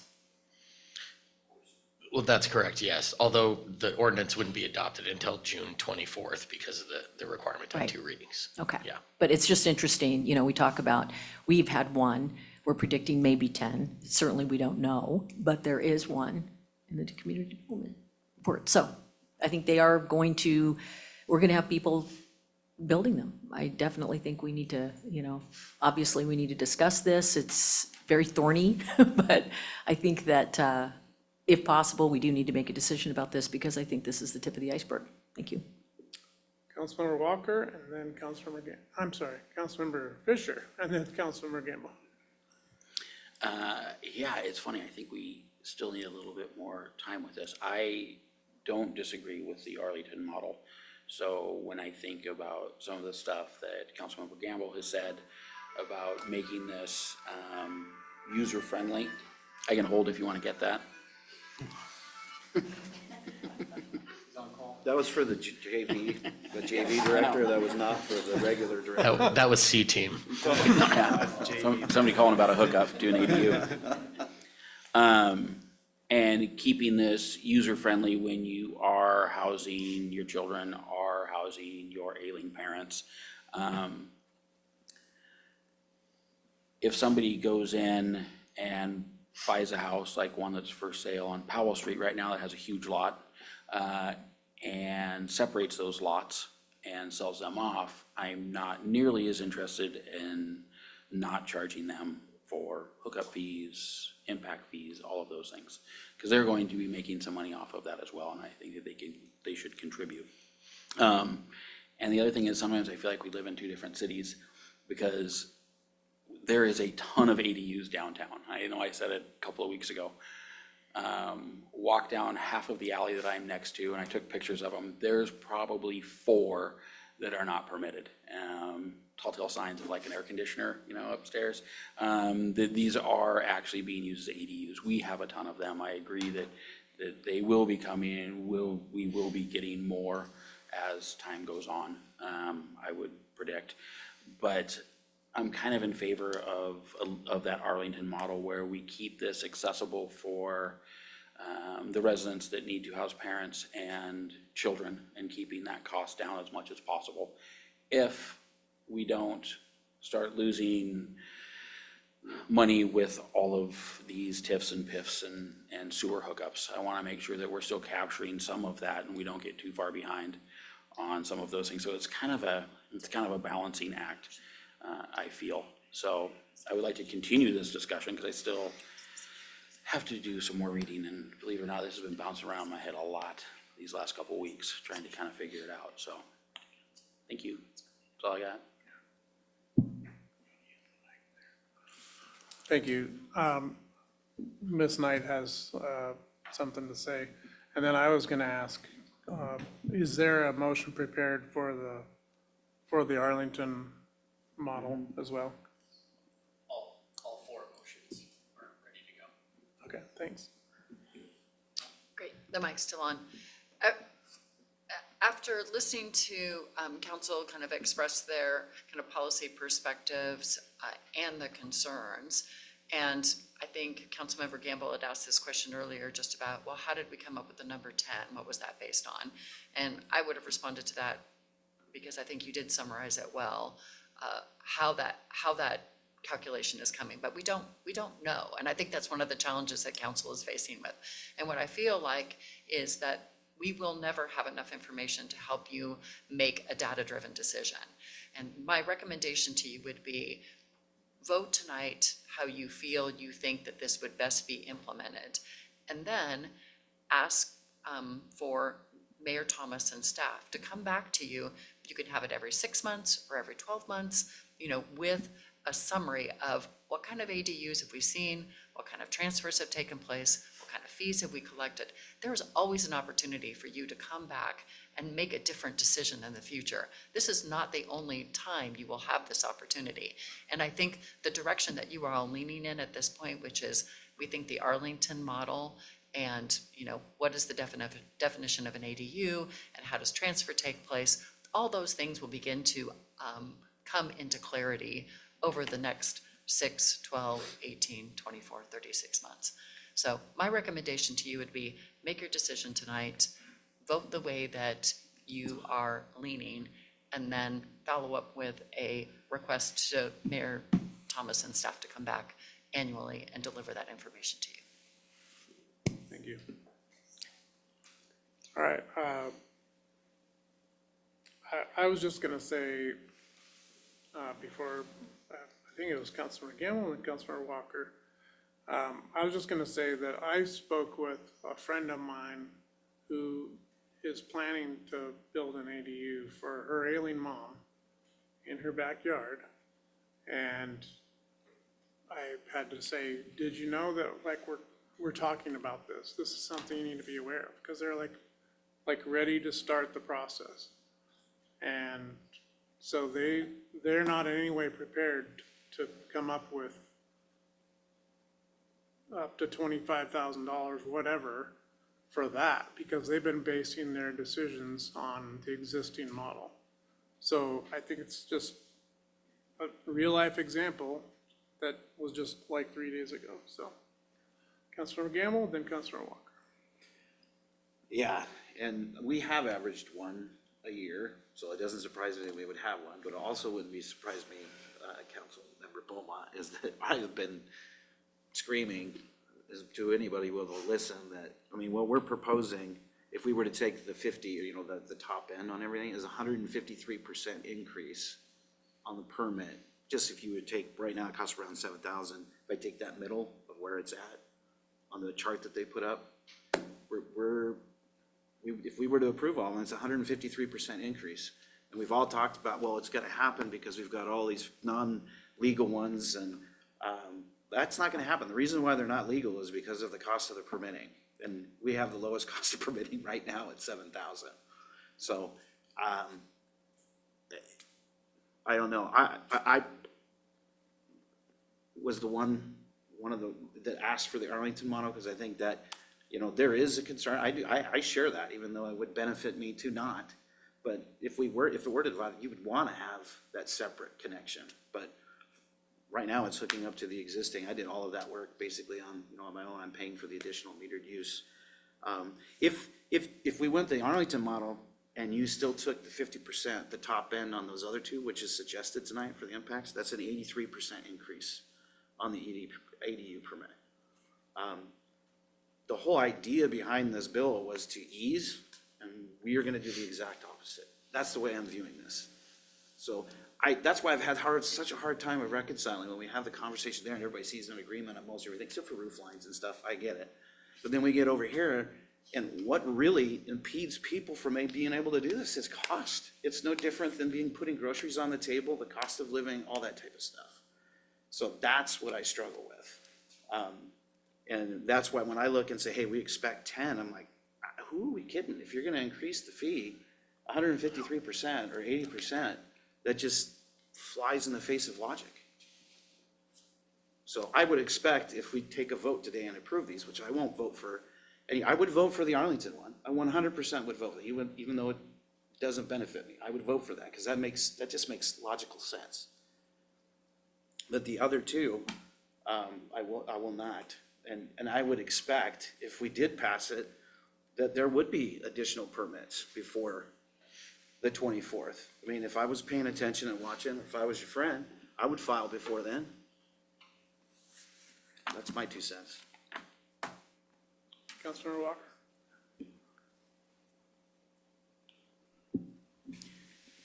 Do we still have to have 2 readings no matter what we decide tonight? Do I understand that correctly? Yeah, Okay. Okay. Councilmember,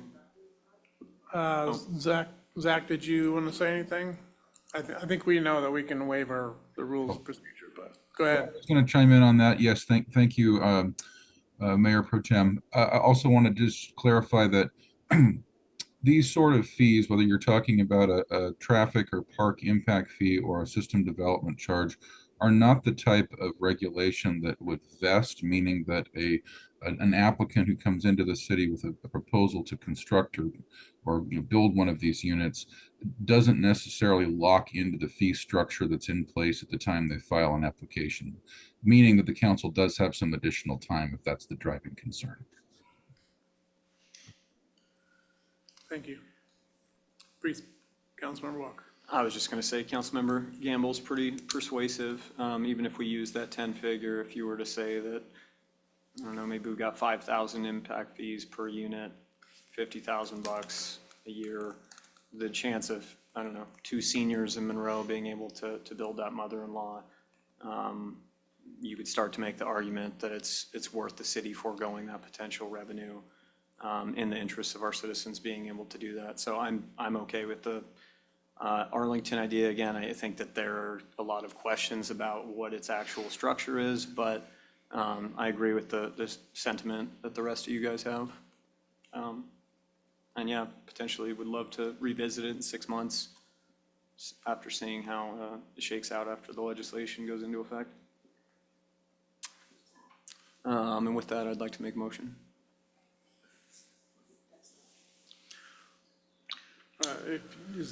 If you have the motion you're trying to make, yes. I guess this is for the first one, this works? Yeah, they're in order 10, 11, 12. The last one would be the system development charges. Okay, I move to accept as first reading ordinance number 010-2025, amending chapter 3.54130 MMC, transportation impact fees, amending the rate structure pertaining to accessory dwelling units to assist 50% of the transportation impact fee that would be imposed on the principal unit located on the subject property, providing for severability and establishing an effective date. Motion's been made by Councilmember Walker, seconded by Councilmember Beaumont. Discussion on the motion, Councilmember Gamble. So just so I'm clear, because you're motioning to pass the increase up for the impact fee for transportation. Arlington. No, that's not what you just Sorry, read. that's what Councilmember Beaumont and I thought it was. All right. So we have a motion. I'd like to rescind my motion. Well, we can vote on it. I mean, if we have a motion and a I mean, second, there's we no- have to vote on it, don't we? Yeah, well. oh, It'd be okay. redundant, yeah. I'll just withdraw it so that we wouldn't have to vote and take another vote. Withdraw the motion. Let's have Administrator Knight. I think if I understand council's questions correctly, what you would like to do is establish the Arlington model, which is in fact deferring your transportation impact fees, your park impact fees at 50% for each, and establishing your system development charges. Those impact fees would be deferred until there was a transfer of the property. 50% transportation impact fees, 50% park impact fees, and system development charges. Director Roberts. I'm good. So those motions, one of the three of those motions is available this evening to council. The other two, being the transportation impact fees and the park impact fees, are not written in that manner. So they are written as a 50% transportation impact fee and a 50% park impact fee. No deferral included. The only motion that would include the deferral option was for the system development charges. So this was based on the feedback we got from our last discussion. So if council wants to request something else from staff, we could bring those back prepared at a future meeting, or alternatively, council could go about the process of working with the attorney to develop some motions this evening that would direct staff to create those ordinances for your review. I'd love that. If I still have the floor, I would advocate for city to work with the attorney to bring something back to council. Okay, Councilmember Gamble. I thought what I was hearing is that we would vote on the Arlington option, and that we would want them to bring back the other fees based off of what we were seeing in 6 months. Is that not what was said right before you made the that's what I heard. That's what you heard. Vote on the Arlington, and then the other two we would just not take any action on, but we would review it once we have some data, because that's what Deb was talking about, was that we don't know, we don't have any intel, but we could vote, because we seem in consensus on the Arlington option. Yeah. Councilmember Walker and then Councilmember Fisher. It seems like there might be an indication that there's not an actual structure for that yet, that model to be rolled out, even if it was voted on tonight. Is that? No, what was being conflated, sorry, can I respond? You're fine. I'm gonna end my, Okay. end my question. Was that we could combine them into one. That's not how it's written up today. We have to consider them as three separate, right? So unless we want to stop and rewrite and all that kind of stuff. So that's why we were proposing, hey, let's vote on the Arlington one. I think we're all in general agreement on that. And then the other two, we would wait, because we don't have to take action on any of them if we don't want to. Okay, Councilmember Fisher. So yeah, I was thinking that the Arlington model would be for sewer water connections. So sale of property, division of the property, whatever we come up with, but getting this out of the way. And then going to also at the sale or the separation of that property, then that's when the TIFs and PIFs would also come in at 50%. But that has to come back to us for an ordinance. That was my understanding. That is the way that I understood it as well. Okay. And if that's what you would like us to bring back, I think to Councilmember Gamble's point, you can vote tonight Yes. on the system development charges, which follows the Arlington model. And at the next meeting, we would bring back the option for the Arlington model, meaning you would defer the 50% of park impact fees and transportation impact fees until the transfer of the property. Yeah. Okay, so are we good? And So then, the only motion we need then is for the system development charges. so Attorney Lowell, while we have you, then, is there anything we need to do to, what's the best way to handle the motion that's already been made by Councilmember Walker and seconded by Beaumont? So my understanding was that the motion had been rescinded or withdrawn. Is that accurate? That's correct. Okay, so there is no motion pending at this point? Correct. Then I think that taking the issues sequentially, my recommendation would be to vote this evening on the system development charge ordinance as your next order of business and specify which of the two options in your council packet for that system development charge ordinance you are choosing to vote on. Once that vote has occurred, then you can simply direct staff, and this can be on consensus rather than a formal motion, to come back with additional information or a new proposed ordinances related to both the transportation impact fees and the park impact fees. Perfect, thank you.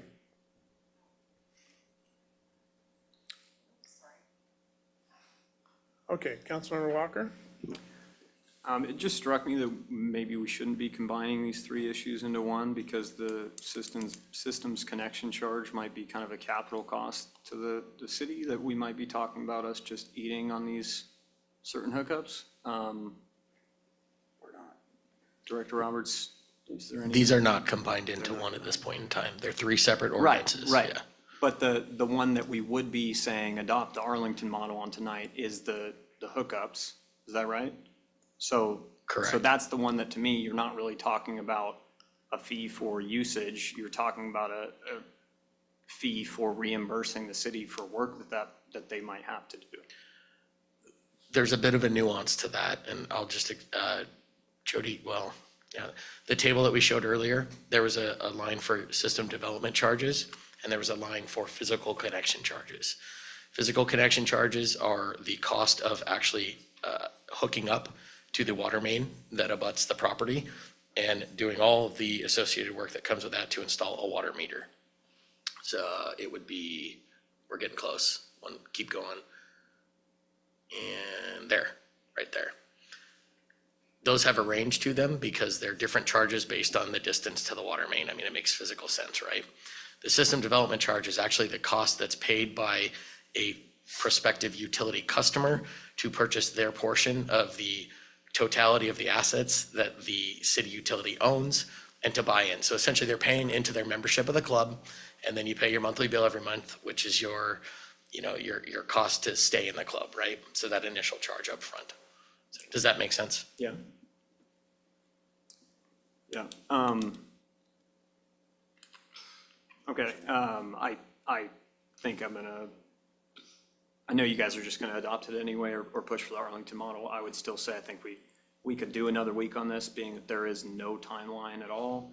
It seems like trying to force through an adoption tonight is more of a statement decision than an actual thought-out decision.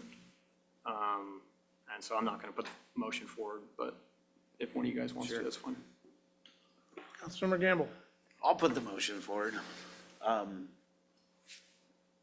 Move to accept as first reading of option 1 of ordinance number 012-2025, amending chapter 13.02.010 MMC, connection fees, amending the rate structure to accessory dwelling units, providing for severability, and establishing an effective date. And for the record, that's the Arlington model, option 1, which is zero cost out of the gate, but it would, full amount would occur upon sale of that unit, creating its own property. All right. Okay, is there a second? Motion's been made by Councilmember Gamble, seconded by Councilmember Fisher. Any discussion on the motion? Seeing none, all those in favor say aye. Aye. Opposed? Motion carries 4-5-0. Thank you.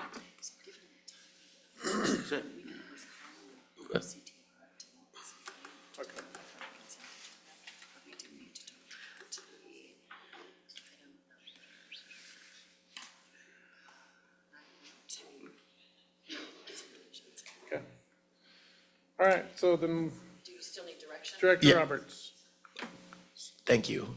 Staff would still like some clarity on direction on what the council wants brought back at the next opportunity to review the two ordinances that weren't approved this evening. Councilman Gamble? So what I heard from you, Kyle, is, and I like that option, would be to apply the Arlington option to the other two as well? Yeah, Thank you, council. thanks. Okay. Staff, do you feel like you have what you need? Absolutely. Okay, good. All right, in the interest of time, we're going to postpone 9.1 from Ms. Marrero. We're going to postpone that one. We're going to go on to 9.2, unit lot subdivisions code amendment with Ms. Marrero. Actually, that's just reversed a little bit. So I need to do CTR tonight, but I can postpone the unit lot subdivision, sorry. That was just, yeah. Okay, It was just the opposite, I'm sorry. I misheard. My apologies. you know what you're doing, so that's good. So we're going to take a 1-minute recess while there's 2 council members absent, while we wait for a quorum. Yeah, I would suggest too, then just again, in the interest of time, just include the reports that are in that. See your back. Yeah, and I don't have any updates on that report. You want? Now we're back in session. Let the record show that Councilmember Walker stepped out at 9:20 and returned at 9:23. Councilmember Gamble stepped out at 9:21 or 9:22. And we're gonna move on to Ms. Marrero. Thank you. This is my last presentation today. It's on the commute trip reduction CTR code amendments. Just to give you a quick overview, the Washington State CTR law requires employers to implement CTR plans to help their employees reduce the number and length of drive-alone commute trips that they make to their work site. The city is in the process of adopting its 2025-2029 CTR plan and concurrently proposing amendments to MMC Chapter 22.88 commute trip reduction to comply with state law. These regulations apply to major employers as defined as a private or public employee, including state agencies that employs 100 or more full-time employees at a single work site who begin their regular workday between 6 a.m. and 9 a.m. on at least 2 weekdays for at least 12 consecutive months. So there was a great question from our planning commissioner asking why the school districts aren't considered major employees in the city, and that's because their schools aren't 12 consecutive months. The goals of the CTR program are to reduce the commute trip alone rate to major work sites and the average vehicle miles traveled by employees, reduce congestion, reduce consumption of fossil fuels, and improve air quality. Just to give you a quick background of the process of this code amendment as it went through the Planning Commission, the proposed amendments were given an introduction to Planning Commission on April 14th, 2025. The Planning Commission did not have any changes to the proposed amendments or the CTR plan and directed staff to draft the staff report and scheduled the public hearing. That public hearing was held on May 12th, 2025. The CTR plan is required to be updated every 4 years, and the city has been working with Community Transit on this update, and this plan was approved by WashDOT. So the final step in this process is to get this through by ordinance through City Council. The deadline is June 30th, 2025, but we will miss it a little bit just because we need to hold another public hearing at City Council. But I did talk to Community Transit, and it's fine that we'll be a couple of weeks late. Just to go through the code changes, adding a definition for drive-alone commute trip, updating references to the new plan, the 2025-2029 CTR plan, revising the CTR ordinance to require affected employers to choose at least 5 implementation measures from the provided list, including 1 from each category. So the previous code did not give these options, so this is a better way to achieve CTR goals at the worksite. The plan itself, like I said, was approved by WashDOT and also PSRC. So some sections of the plan which are included in your agenda packet are benefits of CTR, performance targets, services and strategies, alignment with plans, and the community engagement program that was done to accomplish this plan. No public comments were received during this process. And I'd be happy to answer any questions. My plan is to bring it back to public hearing at the June 24th meeting. Thank you.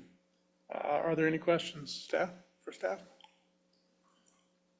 Okay, thank you, Ms. Monroe. Thank you.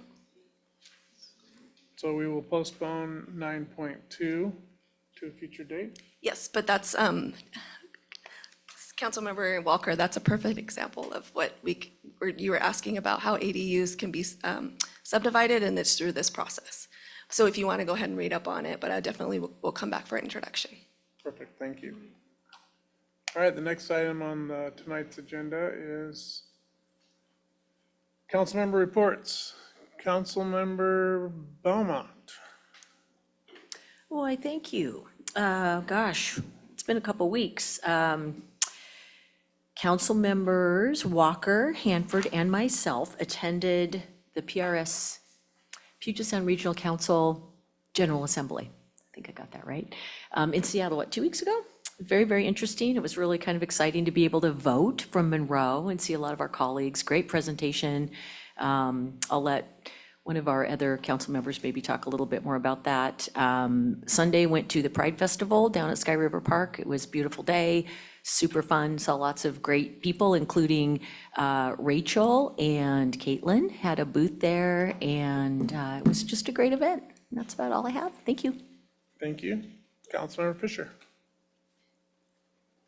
Hey, it's been a busy couple weeks. Also attended the Pride event. It was awesome, as it usually is, or always is. And then sat in on chief interviews. So our local fire department is getting a new chief, because Chief O'Brien is retiring. And I sat in on DC interviews last year, and it's phenomenal, the quality of people that come in for those interviews. So there was 3 people that are already part of Surfer or this fire department, and then 1 candidate that came from California. All extremely intelligent, very articulate, knew exactly what was going on, which makes it really easy. Well, actually makes it really hard, because you have 4 really good candidates, but going through that process is always amazing. The fire department here puts on a great process. There was 5 panels. I was on one of them, so the candidate has to go through every panel. On every panel, there's, I think, 5 people answering or asking questions. And yeah, it's everybody in that department, from day staff to mechanics to IT, obviously some of the firefighters as well, and some of the officers, some Monroe residents. Yeah, it was a pretty neat process to be a part of again. And yeah, they will hopefully, I know they will get a good candidate, because all 4 of them were good. So now it moves on to the fire commissioners to make their final decision. So that's not all I did, but that's what I'll talk about. Thank you. Councilmember Fisher. Councilmember Walker.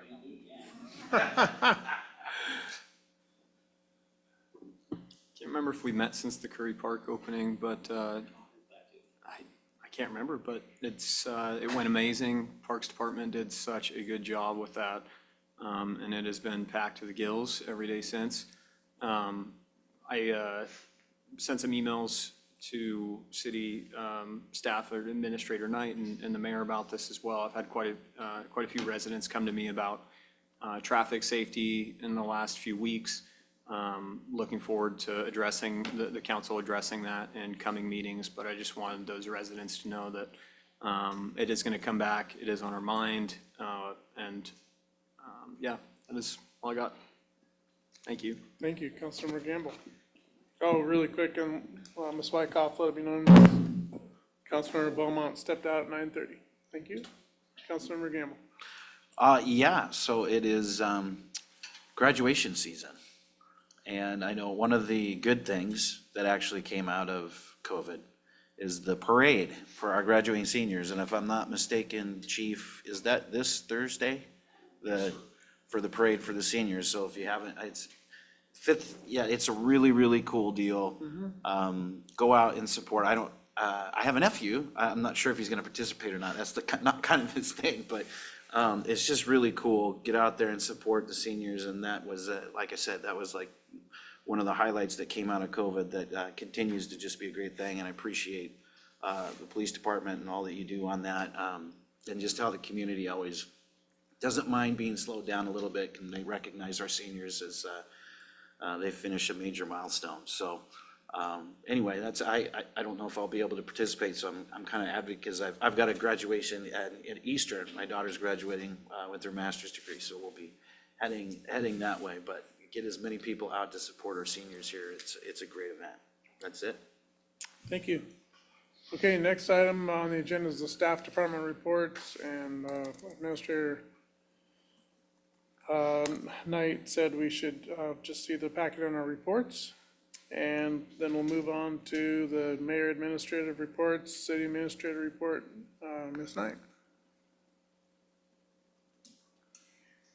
Thank you, Councilmember Hanford. Looking forward to the extended agenda for next week's study session.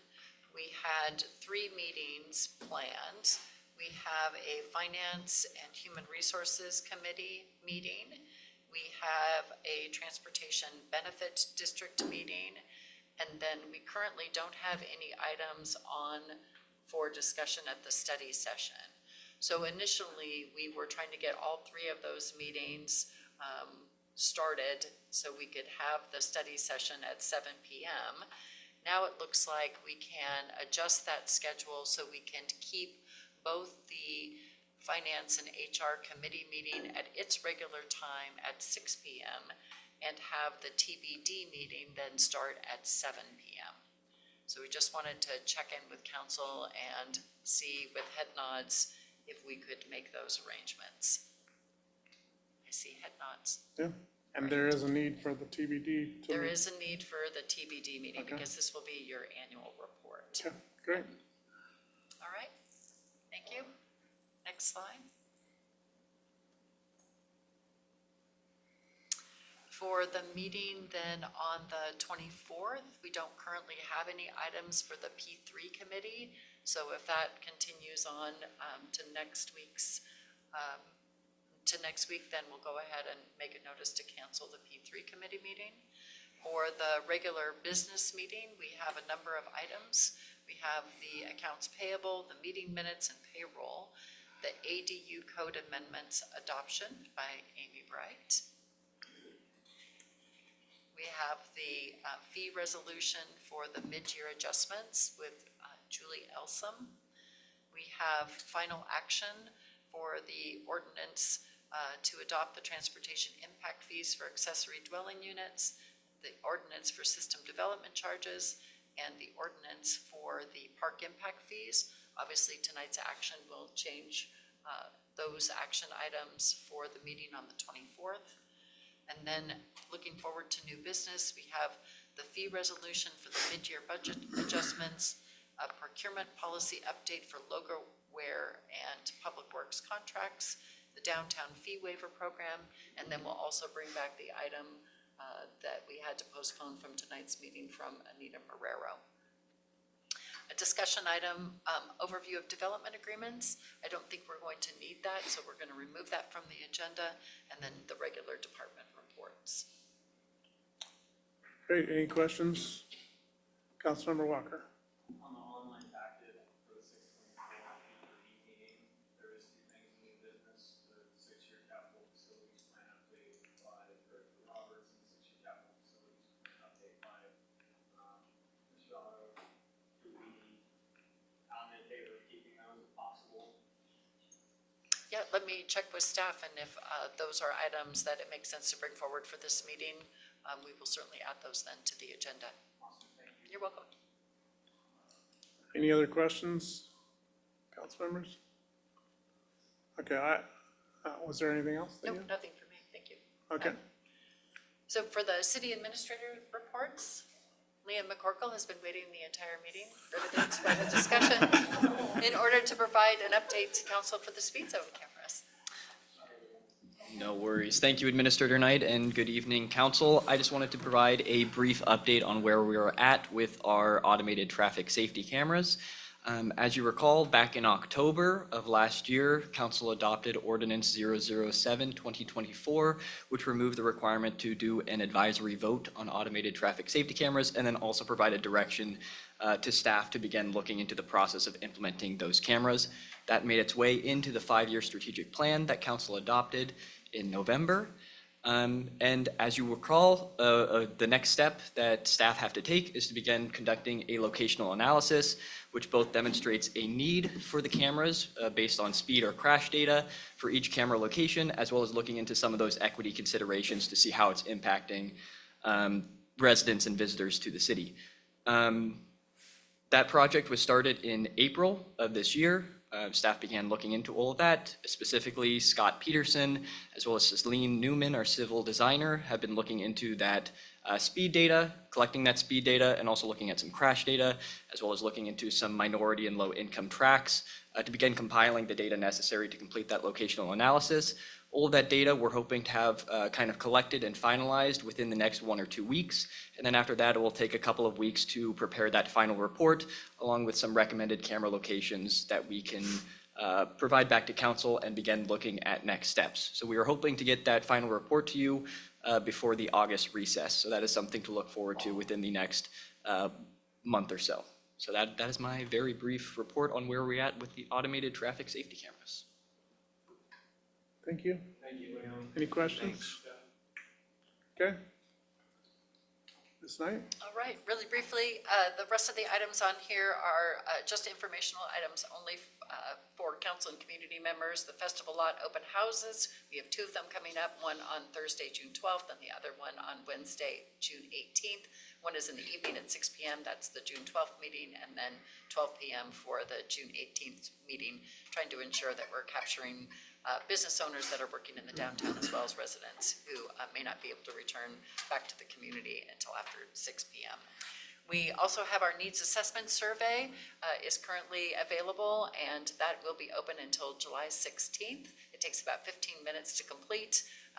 Councilmember Beaumont mentioned that Rachel and Caitlin were at the Pride Day event, and that's what they were talking to people about, getting folks signed up for focus groups, and then also offering them the QR code in order to get online and take the survey. So that information will also be posted shortly on our social media accounts and then available on the website as well. So if you're looking to send people to that survey, that's one way to make that happen. We have the City Hall and Municipal Court ribbon cutting that's scheduled for Monday, July 14th at 4 p.m. So if you haven't marked your calendars already for that, it is coming together, and I think it'll be a really lovely event and a celebration of our new municipal campus buildings. And finally, shout out and kudos to a number of staff members. Matt Donovan for his, he's with our Parks Department, Parks Maintenance, just a remarkable job supporting special events. He was just all over the Pride Day event on Sunday and got kudos from event organizers. He has worked that event for the last several years and is really appreciated. Tyler Glenn, who just left the room, heading home, I'm sure, worked with Scott Peterson, Zach Lell, just an enormous amount of work. And thank you for your very productive and thoughtful conversation this evening around system development charges and park impact fees, transportation impact fees. These are complex subjects, and we really appreciate the time and energy that council has put into their deliberations, but also recognize the work that staff has done as well.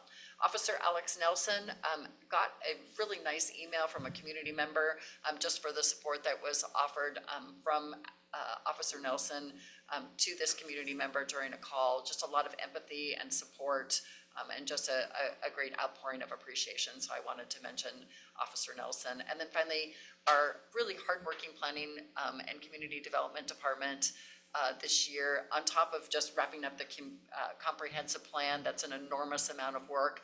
To see them come back week after week in front of council, again, with these very complex subjects, asking for council input and direction.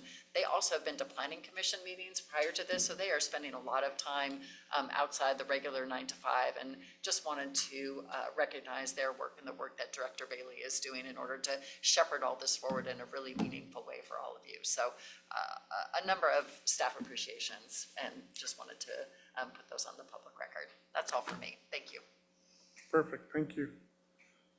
I realized that I neglected to give my report under the council member reports. The Curry View Park grand opening was amazing. It was great to see all the families out there. The Memorial Day, the wreath laying that we did was very impactful, very special, and that's always a good time to, as I reflect with those of you that were there, thank you for being there. The school director, Molly Barnes, was there. Several of the veterans groups were there. And then some of us headed up the hill to the cemetery for their short memorial service there too, so that was good. To be there and support them and see so many different vets of all ages come and support that. So that is all I have, except that on June 24th, our meeting in 2 weeks, I will not be here. I will be in Kennewick for the Association of Washington Cities Conference. So I will not be here that night. The next thing on the agenda is the proclamation. I'm going to read this proclamation because it's worth reading. This is a proclamation recognizing June 19th, 2025 as Juneteenth, whereas Juneteenth, which is celebrated on June 19th and dates to the late 1860s following the Emancipation Proclamation of 1863, is the oldest known celebration commemorating the end of enslavement of Black and African Americans in the United States of America. And whereas Juneteenth is a day to remember a time when the United States began to formally expand the promises of life, liberty, justice, and freedom to include Black and African Americans. And whereas Juneteenth is a day to celebrate innumerable contributions that Black and African Americans have made to enrich the lives of every American, to acknowledge and express thankfulness for these contributions, and to recognize how Black and African Americans continue to make America a better place and to make us a better people. And whereas Juneteenth is a day for each of us to recognize and take authentic actions to reform policies, practices, and cultural norms that harm and discriminate against Black and African Americans, especially within our cultural and our financial, legal, justice, and political systems. Whereas the Monroe Equity Community will host Monroe's 4th annual Juneteenth celebration at Galaxy Theaters on Saturday, June 14th, 2025, starting at noon. And whereas Imagine Monroe aspires that our community is and will be a, quote, safe place where everyone feels at home and everyone feels they belong, end quote. Now therefore, I, Jeffrey Thomas, I'm reading this for him, Mayor of the City of Monroe, Washington, do hereby recognize June 19th, 2025 as Juneteenth, and I encourage residents, business owners, employers, and visitors to learn more about Juneteenth and to take part in the Juneteenth celebration on June 14th, 2025 at Galaxy Theaters. And I, as Councilmember Kevin Hanford, concur. Thank you. There is nothing else on our list, unless there's any objection. Oh, Councilor Beaumont. I hope this is not out of order. I forgot to mention something in council member reports that is important, and Eric Peterson, who is a local citizen who owns a house on 179th and West Main. We've been communicating via email, and he reached out and asked for some additional police presence at this problematic area, and he was absolutely delighted with the response from Chief Jolly and the Monroe Police Department, and he asked that I respond and let council know that he really appreciated that and really appreciated city staff being so responsive. And I told him that I would say that tonight, and I forgot to do that. So just wanted to share that with everyone publicly. Thank you so much. Thank you. And I concur, it's been nice to see the response. Okay, if there are no other objections, we are adjourned. Have a good evening.